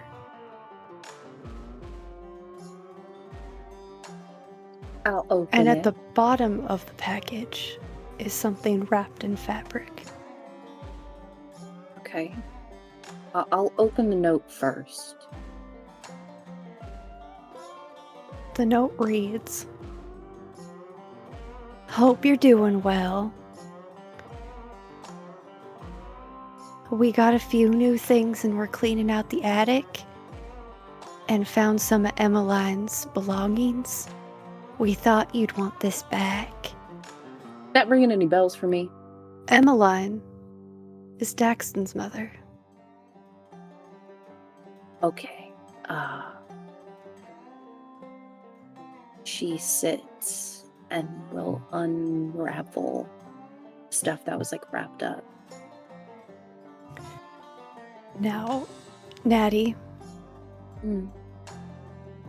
I'm gonna need you to roll might defense. Oh, Jesus. Okay. Ooh, so for everybody, that's a pool of 8 for me.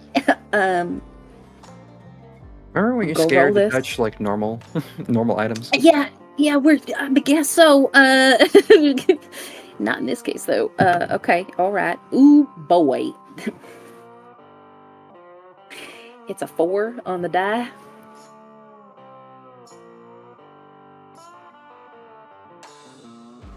It's Okay, so we'll get to that in a second because you're all unwrapping packages. Do you open your telegrams? And who wants to open theirs first between the three of you as I look up some things? Millie Shit. will, when handed the telegram, there's a look of confusion at first, and then oh. It is from Oh. Jubilee Hoffman. Mhm. She's your boss. Mm-hmm. Yep. You're gonna hear an audible. Ah, shit. You're gonna take 2 damage. So you're gonna take 2 from your might pool. As Yep. whatever is inside, when it comes into contact with your skin, burns you, Natty. There is a full snake hiss that comes from Natty, like absolutely unconsciously, as she draws her hand back, looking at There's- her hand. There is a solid thunk. Millie, as you're pulling out the telegram that reads, Miss Connor, please send updated address for your contact, incorrect phone number for the boarding house. Need to reroute catalog supplies.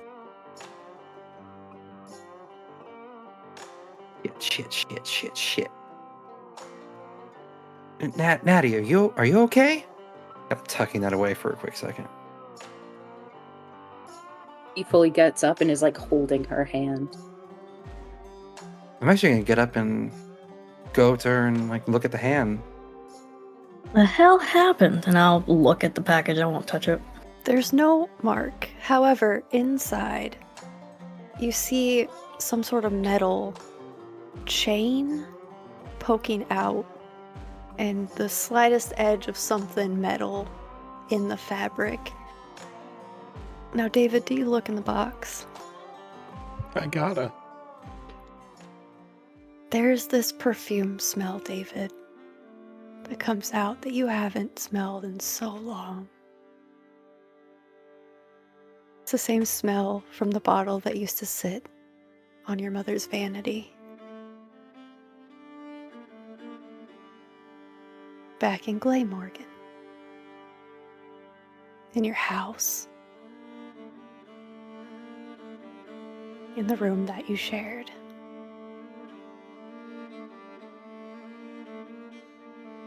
You see the fabric. There used to be fabric everywhere. Growing up, your mom used to make the most beautiful dresses. Your mom used to sell dresses to Ellie Walker, who lived right down the road in her house. We've had a lot to say about that house. the main thing that it was safe.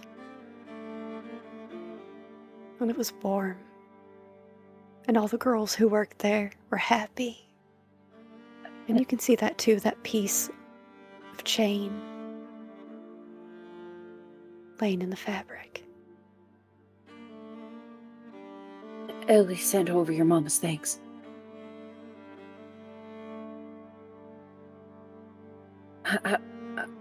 It burned me. I don't know.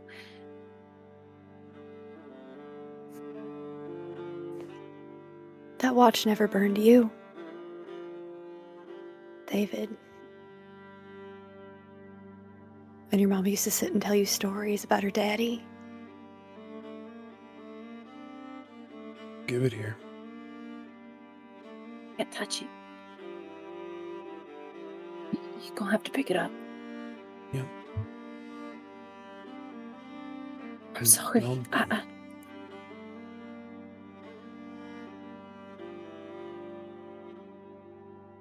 It's fine.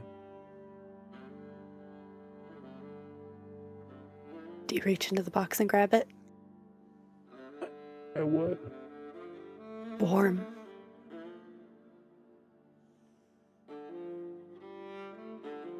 It's almost hot, but an almost silver sheen to it. Just warm. I think Daxon would just kind of mentally check out for a moment. As you sit there, holding your grandfather's pocket watch. Beverly, had you opened your telegram? I think after looking at the package to see what it was and then seeing David's reaction to it, she wouldn't really know what to do with that, so she would sit down and open her telegram. To Miss Beverly Bryant. Miss Ruth said you went to the Prospect for a visit. Are you okay? Headed back from main office. Let me know if you need me. Thank you. Oh boy. Just folded back up and light a cigarette. Holden, you've packed up Leroy's truck at the bottom of the hill. Hey, let me ask you something, Leroy. Yeah, what is it? Do you need Um, some advice? Because if you need some marriage advice, I'm just saying, you've been letting Tilly Mae on for a while now. You Uh-huh. should just get on with it. You can't be playing Yeah. with a girl's heart like that, Holden. It's not Well- only bad manners. In But- deepest respect, Leroy, if I wanted marriage advice, I'd ask someone who hadn't had 3 wives before the one they have now. And that's what you get for leading girls on, Holden Connor. All right. Well, Leroy, let me ask you a real question. You seen that Jarrett Ogden around this morning? Seen him down there at the Prospect? Last I saw, he was over at Milton's. Hmm. In his room in the back. All right. Well, He said something about Millie and yeah. now see, there would be a good match, because I know she's been always into them books and things. Yeah. Well, I might have mentioned something to that effect already, but you know, I think Millie might be more into sowing wild oats, if you understand. Once again, I keep telling you, you're nearly what, 30, Holden. It's time for you to settle down. I'll be 40 in the spring, Leroy. No, that can't be right. You're right, I'll die before then. But that's neither here nor there. Now, what do you mean by that, son? I know things were bad. Well, But you know the rules. No Connor man lives past 40. No, some of you had to live past 40. I highly doubt it. Name one for me, Leroy. Come on now. Well, there was... but then there was... And then there was... we could go on and on. No, William lived past 40. Well, William was gone before I was ever alive. I heard Nanny shot him back in the day. Well, people say all sorts of things, Holden. Well, sure. There ain't no way your grandmother shot. No, not the way she about damn Belinda- near cried every time I Linda talked. and William were very logging accidents happen all the time. And those company men, they never report it. You're damn All right we about don't. that bottom line or some other shit. Well, usually when a logging man doesn't report a death, it was intentional because that man was an asshole. Is that your question? Because your grandmother, you better put some respect on her name. She Leroy? did a lot for this community. And of that, I am intimately aware. Going home, Leroy. No, it's up to you to continue her legacy, and you better marry Tilly Mae. You're gonna lose the light on your way home, and you best go on get. We all know you can't see past noon. And he crawls into his truck. All right, well, I'll see you later, Holden. Well, Give your cousins my best. I will, and you steer clear of the social club now. I don't know what you're talking about. It's a respectable dinner society, and he starts up his truck. All right, go on and get you, tough old cuss. Crawls down Red Rock Road towards Rollins' house. And you Starting to head think back. that man's just damn near unkillable. Leroy Wayland has seen some things. And Holden will head up the road. And I think he'll take a look over by where Jarrett's body was last night, but if he doesn't see anything, he'll just head on into the house. You don't see anything. Yeah, it's probably just a log anyway. Obvious. It's obviously just a log. Held inside. Now what the hellion's doing?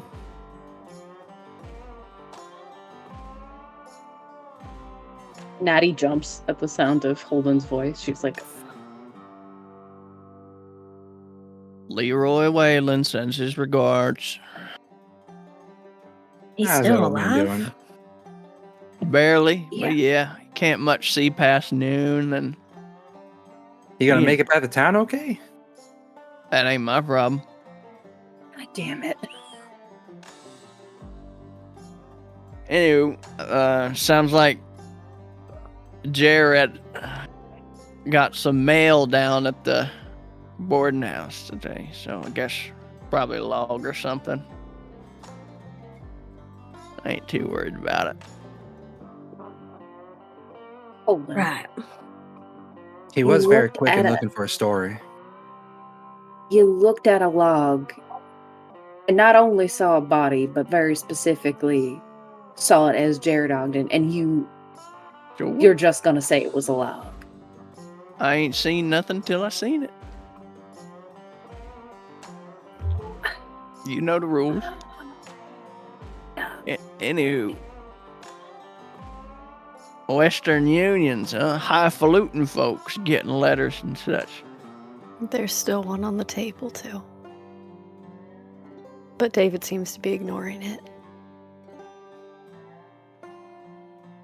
I may have told a light fib to my boss about where I was going. I didn't know that I was coming home to this.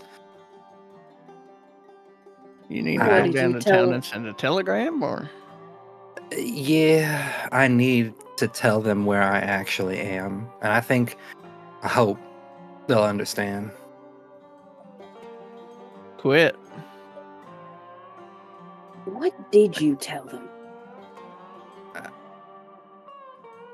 I may have told them a little bit of a story about that I was doing some field research, looking into some.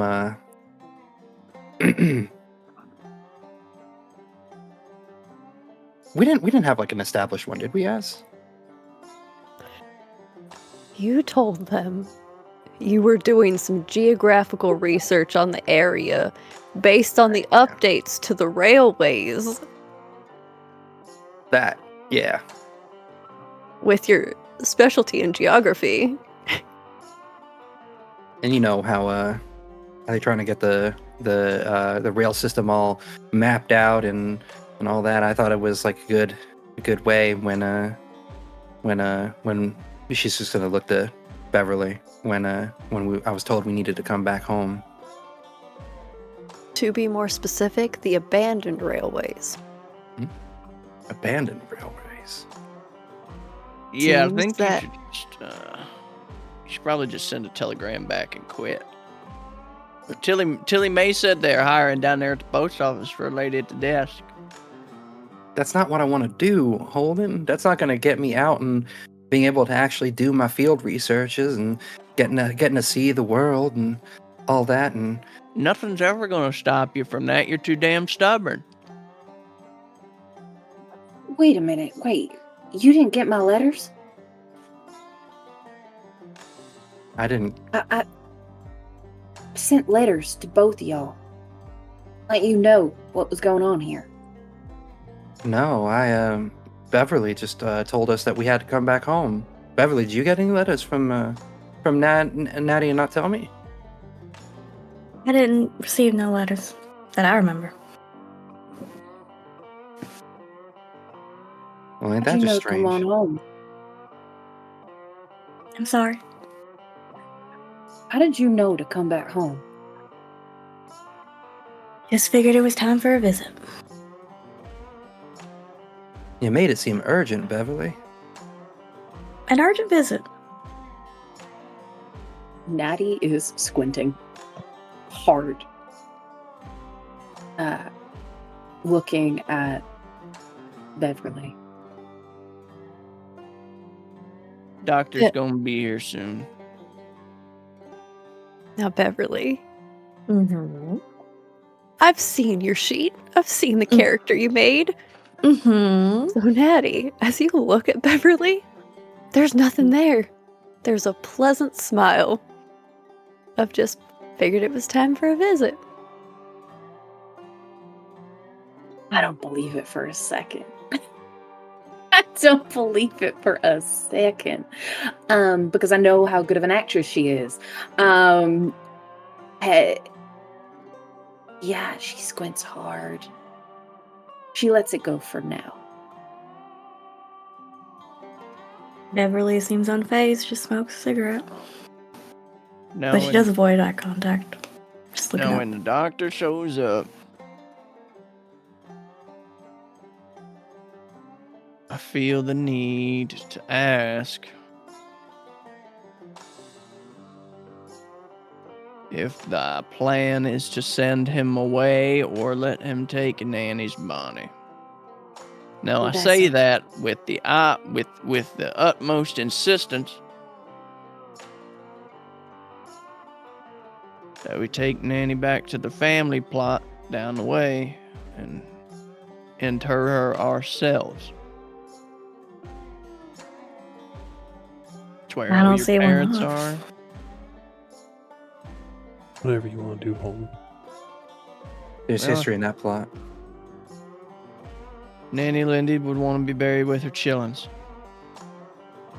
And that's all I got to say about that. Y'all gone down and visited your parents yet since you've been home or not? Came right here. Well, Natty and I've been keeping their plots, Tidy. You ought to make a gander down.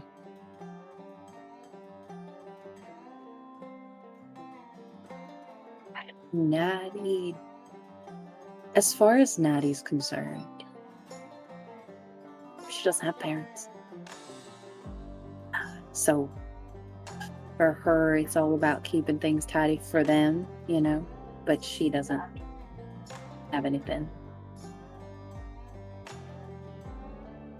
Now, if I remember right, Holden, you already dug a hole. Yep. Before the wake yesterday. Yeah. Which is why there was enough time for everybody to get inside. All the visitors to come in before everybody showed up. So y'all had to be on your best behavior. David, as you sit there and you hold that watch, once again it doesn't cool down. Just stays warm. As you think.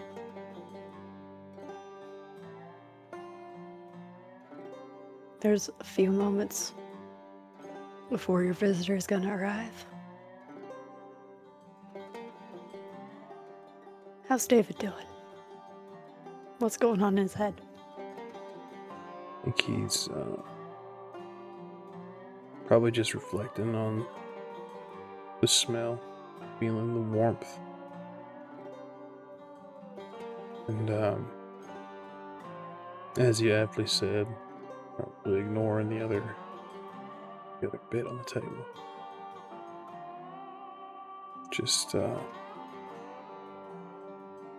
doesn't want to deal with that quite yet. And so it sits, as there is a prompt 2 knocks on the door, very spaced apart. Holden will go to the door. Look through the hole. And outside, you see Dr. Victor Braun. He comes through town every 2 months or so just to check on folks. He's holding several things in his hand. Holden will just shout through the door, "What you got there, Doc?" You want your pills or not, Holden? Come in.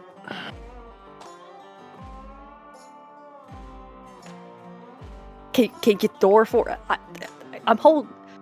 Open the door. Now, Dr. Victor Braun,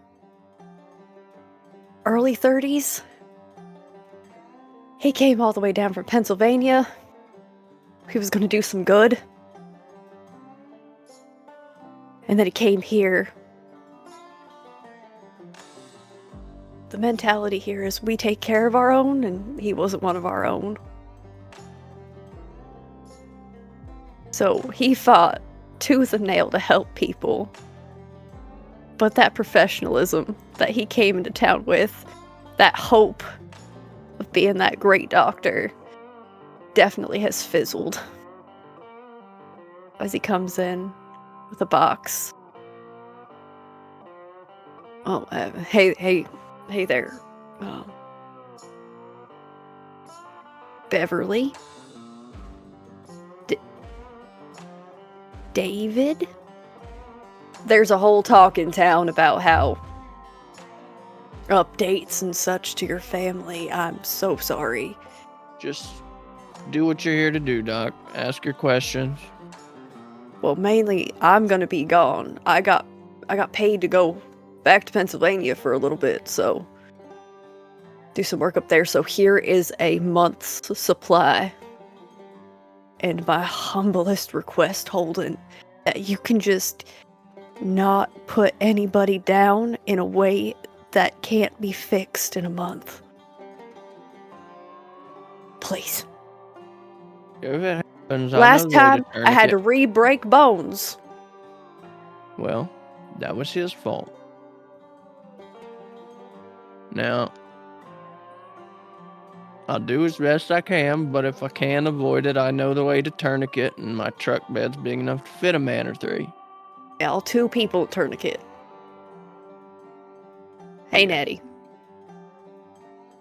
Hi. Now, go on and ask your question about Nanny. I figured you were going to chase me off with a shotgun if I'm going to be real honest about I'm that. going to give you one opportunity for that not to be the case. Ask your question. I have the cart if you would like me to take her with me. Someone paid for her plot down there, but I tried to tell him. Tried to tell him several times over you weren't interested, but... You tell me who Who? paid for that plot, and I won't shoot at you ever again. You have my word. You'd have to ask Abe. I plan to. She's getting buried here. You can put that in your records if you got to. Wonderful. Well, this has been a fantastic time. I'm sorry for your loss. I truly am. And his voice and face do drop into something more respectful. Thanks for coming all this way. You need some wood? I just told you I was leaving, but if you want to put it up by my house, I ain't gonna say no. Tell you what, I'll even trim the hedges for you. I'll see you all in a month. Stay Yeah. safe out there. Millie, is that you? Yeah. It's good to see you. You're all back here. Yeah, I need more whole medical family back in one supplies. home. Okay. All right. Bye. May the road Yeah. rise to meet you, Doc.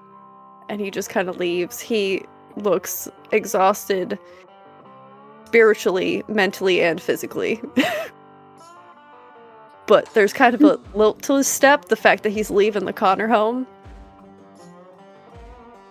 Not shot at. without having to be shot at and with no one injured. Well, It's a win for him.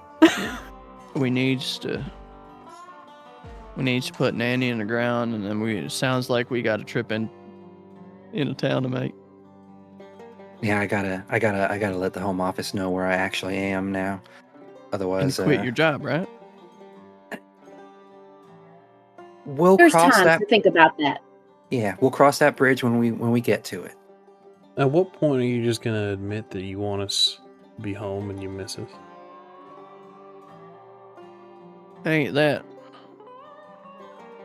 I told What Nanny is it, Holden? I told Nanny I'd look after you, and I plan to. From behind Holden, like when he said that, she copied what he was saying and rolled her eyes. Now, I'm gonna go get the pine box from my house out back. Bring it in. If there's anything else y'all need to say to Nanny, now's the time. Get her ready. She'll get up and she'll go to, Make sure the Nanny's pipe's room. in there with her, if you don't mind, Nettie. of course, I'll grab her pipe and go to the room. There's a moment where she's hesitating just outside the door, takes a deep breath, and then she opens it. Goes inside. So, Natty, as you go inside your grandmother's room, there's just the faintest hint of those paw prints around the bed. And then they disappear. And your grandmother's body still lays there, same as you left it. I don't have time for this. She will step forward, but she's like careful not to step on the paw prints. It's like she's a little nervous of what may catch. So she goes to Nana and she gently, just gently pushes her hair back a little more and make sure she's, ready. And she'll place the pipe in her hands, roll the fingers around. What do you do? You've done everything you can to make sure she rests peacefully. I think you do notice, Natty, that towards the head of the bed are more paw prints, and that seems to be where they disappear. Okay. With the paw prints so close to her head, I think now she's gonna use her see the unseen ability here and try to glean a little more. Okay. All right. Tell me one more time everything you get from that. I don't want to miss anything, because I know you have to spend an XP. I do. I have to spend an XP for it. Automatically perceive creatures, objects that are normally invisible, insubstantial, or hidden via magic. When looking for things more conventionally hidden, the task is eased. So that's all that See the Unseen provides. Trails, Natty. These green, almost autumn-like trails. Reminds you of leaves in the fall. You see them trail from where Millie was asleep, through the door, around the bed. And you, for the briefest second, see this box. Nearly gray, almost, under the bed. But it's an echo of something that was. I think Natty's kind of hunched over, looking underneath the bed at it. The coins are gone. She exhales, closes her eyes. I miss you. And she stands up. With that, you also see that your Grammy's pipe has that shimmer to it, but there's also darkness. It's mixed together.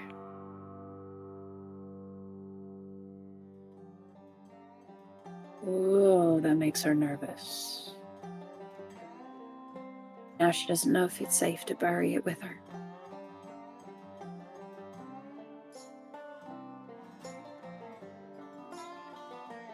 She's gonna take the pipe, put it in her pocket.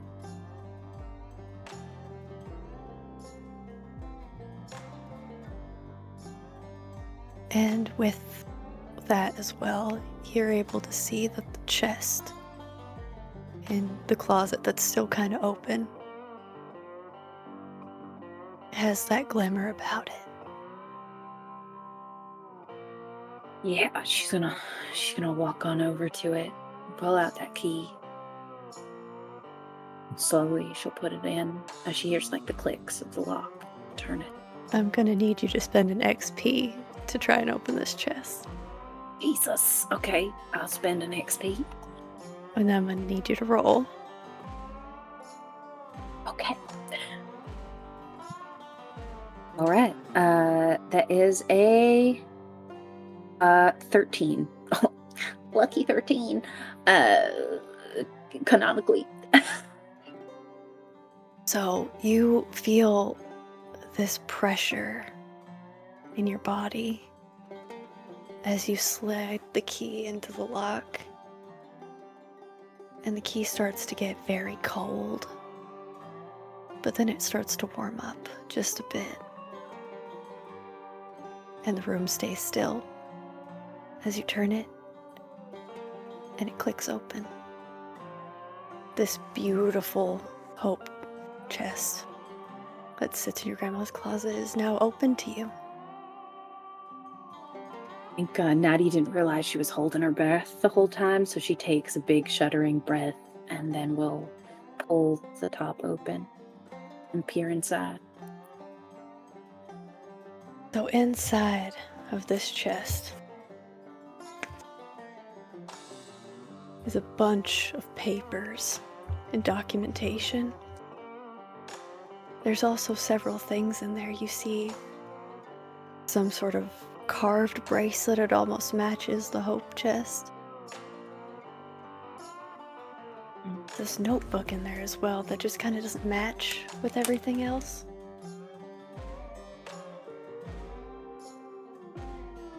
And as you kind of rifle through it, Holden, you said you were going to go get that pine box. I have a question. I have an answer. Did Holden make that pine box for himself? Long time ago, yeah. Yeah, I figured. So Bit too tall, bit too wide.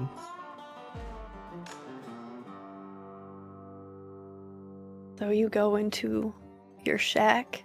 What do we see in Holden's home that he built for himself with its absolutely crooked roof?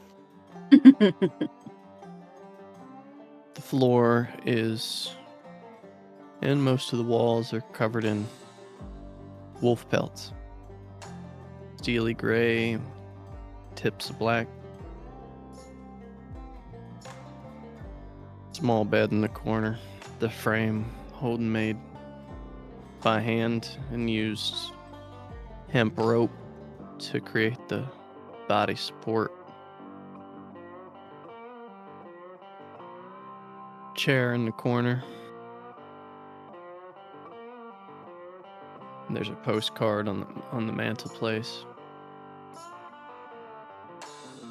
It's an old postcard, almost 30 years old now. It says, "Greetings from Barlow, Kentucky." And it's signed by Holden and Eric and Natalie and his father. Addressed to Nanny Connor. There's also a large piece of shrapnel. Looks like it once maybe had some green paint. The way Holden tells the story, it was surgically removed from his chest in Belle Wood. He held on to it. And then around the door, with nails through where there were once chains, there are 13 German dog tag pendants. He's nailed around his door.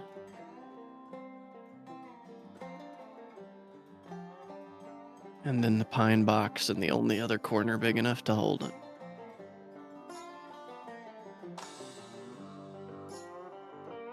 You get the pine box.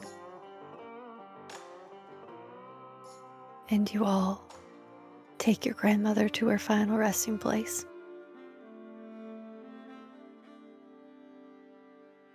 And as you stand around,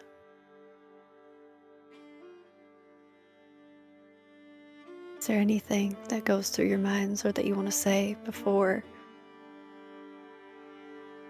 whatever's moving through the woods towards you makes its presence known?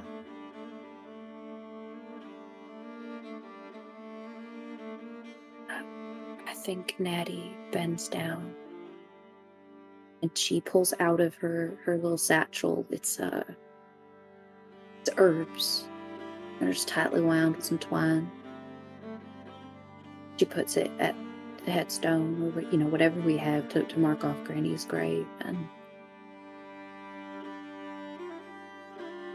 she just says, almost as if she's channeling Belinda in a moment, and says, just in case. And then presses her fingers to her lips, kisses them, puts them on the headstone, and then backs up a bit. Holden will hold the shovel out to Ramona.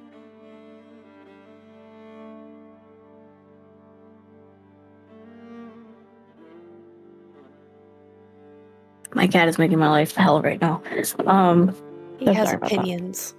He does. And his opinion is feed me. She will take it without a second thought. Well,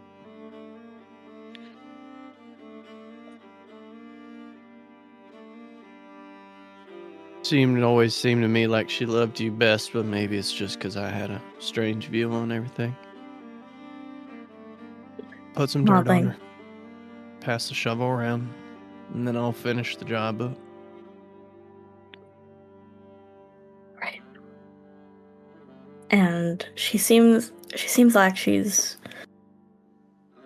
choking back tears as she does it.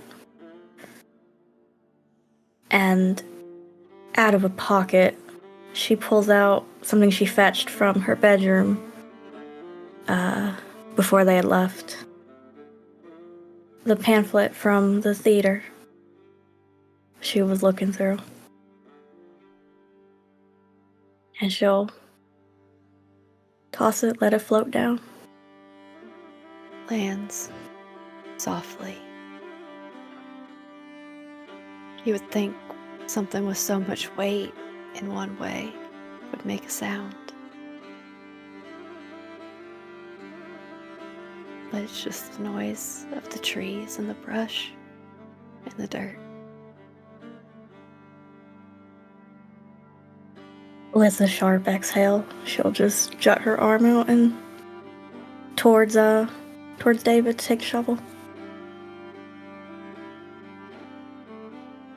David will take it. He doesn't have anything to give or toss in, really. You put the dirt in the grave. Everybody thinks you need to give things. There's other things that get given that we can't see. As you pass the shovel over, who do you hand it to? Hand it off to Natty.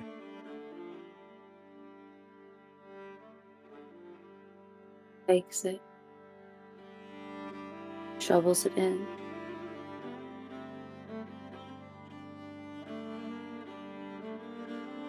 I think she wants to cry, but this is so final that I think she goes, I can't cry anymore. And he didn't cry, I won't cry. She holds it in, lets the dirt fall. We'll pass it over to Millie. Millie's going to take it almost absent-mindedly as she's staring down to the filling hole with Grammy in there. And I think the sense of finality is finally sinking in. She doesn't say anything. She doesn't cry, but I think everything's kind of muted. All the audio around her. She's just looking down. And I think a sense of understanding about why she needs to tell her stories is there. Because how do people live on if not through the stories that people tell about each other?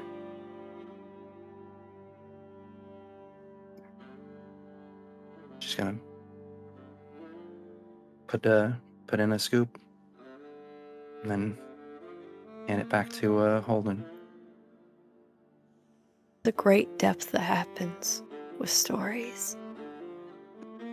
They keep things alive.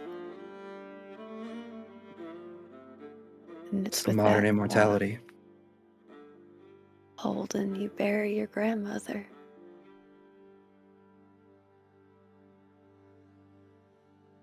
think just as Holden finishes up, getting ready to put the last scoop on and pat it flat, and just say, he always told me that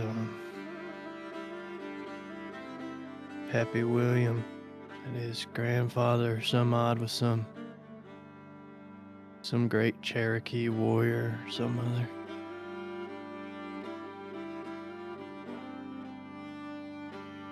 I met a Cherokee man in France in my unit.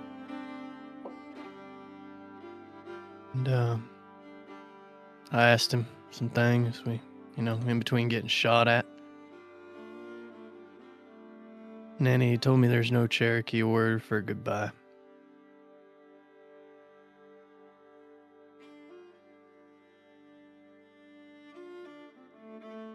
Dona Doga Harvey. Until we meet again.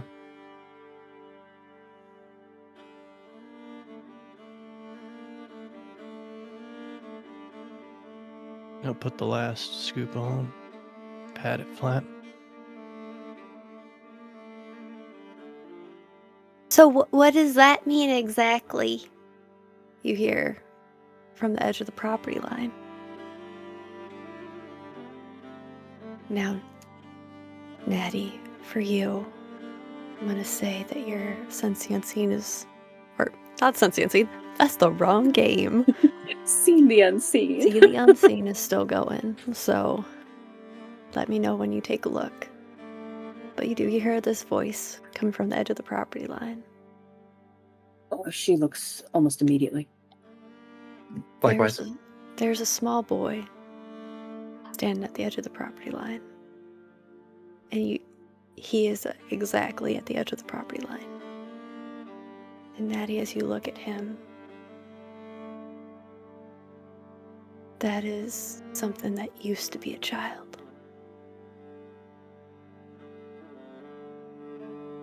I'm real sorry. I didn't want to interrupt.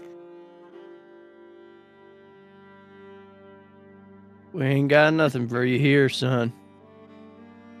No, I know we were just passing by, so I'm sorry. I can wait. I don't have a lot of time, but I can wait. What am I looking at? What am I You see see a small child. He looks about 8 years old. Where's your... The clothes he's in are dusty and covered in ash and black marks. I think Millie's going to start to approach him. She's going to say, "Where's your parents?" Oh, they're gone. They have been for a long time now. My name's Quentin. Hi, Quentin. Sweetheart. I'm Millie. Mildred. Sorry. I'll wait. Think you best get gone, old son. Holden, this is a child. No, it ain't. It's not a child, Millie. I don't... She's going to look Her to looks Natty like a and damn child.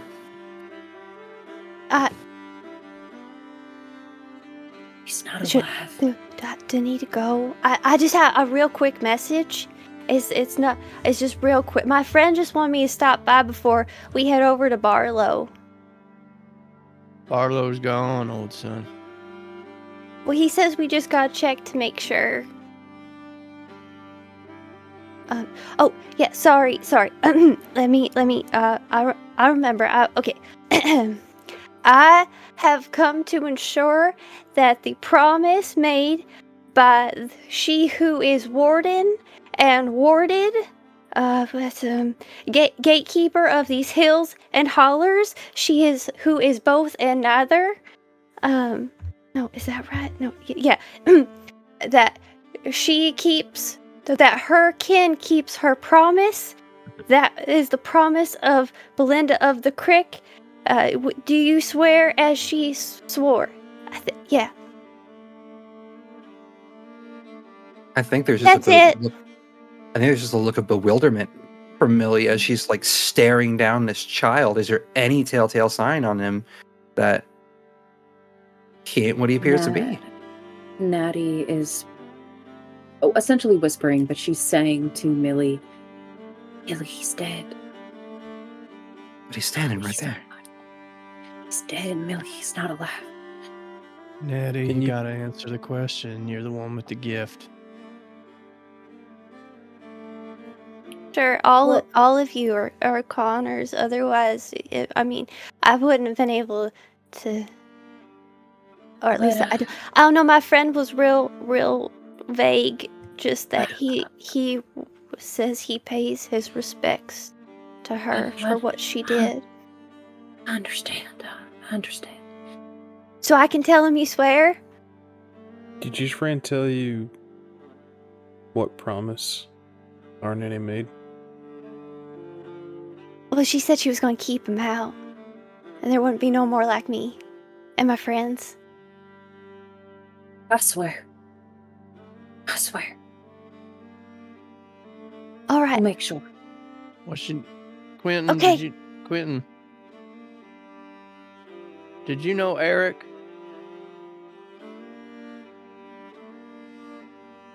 I mean, we got a couple Erics. His stepmommy was Natalie Connor. He had a little twerp brother. I think they called him Holden. And Yeah, I'm Holden. he talks about you sometimes. Well, imagine there ain't much to talk about down there in the dark. Oh, we don't go down there no more. We never have to go down there again. I'm gonna be late. And off in the distance, you see a light. Off in the woods. I gotta go. We got places we gotta be. Well, it was real nice to meet all of you. Take care, darling. And he leaves. And as you watch, as he runs back through the woods, he just sort of fades. And you swear, Natty. And you hear the voices in the back of your head snarl. He immediately stiffens and her eyes narrow. And a voice comes from her that is like, there's no other way to describe it but empowered. She says, you stay away from them. You hear me? I think Millie's just gonna reach up to Natty's shoulder and just squeeze it reassuringly. What And was the that? light disappears. That was the result of them minds. And her eyes go to Daxton, David. And her eyes are hard and they look almost black. Can't promise anything without getting some specifics. You don't know what you just agreed to. Neither did you when you took that job at Barrel and Lock. Seems like y'all are in the habit of making promises you don't know shit about. I am not going to argue with you. Not over our Especially nanny's not grave, right you now. ain't. You're damn right. Promise she made was to make sure that doesn't happen again. Keep those kids out of those mines where they don't belong. That's the promise she made. Keep them out of the dark. I'll make that promise 100 times over. Well, who else coming to town then? I got to. Beverly. I'm so sorry. No, go ahead. You go. Go. I'm so sorry. Beverly, with everyone talking about promises and conditions unknown or muddled, Beverly lights a cigarette and starts heading off to the truck. Well, that's the funny thing about contracts and promises. There's conditions that must be met. And if they're not met, there's consequences. And you can't always tell what those consequences are going to be, or who's going to have to take them.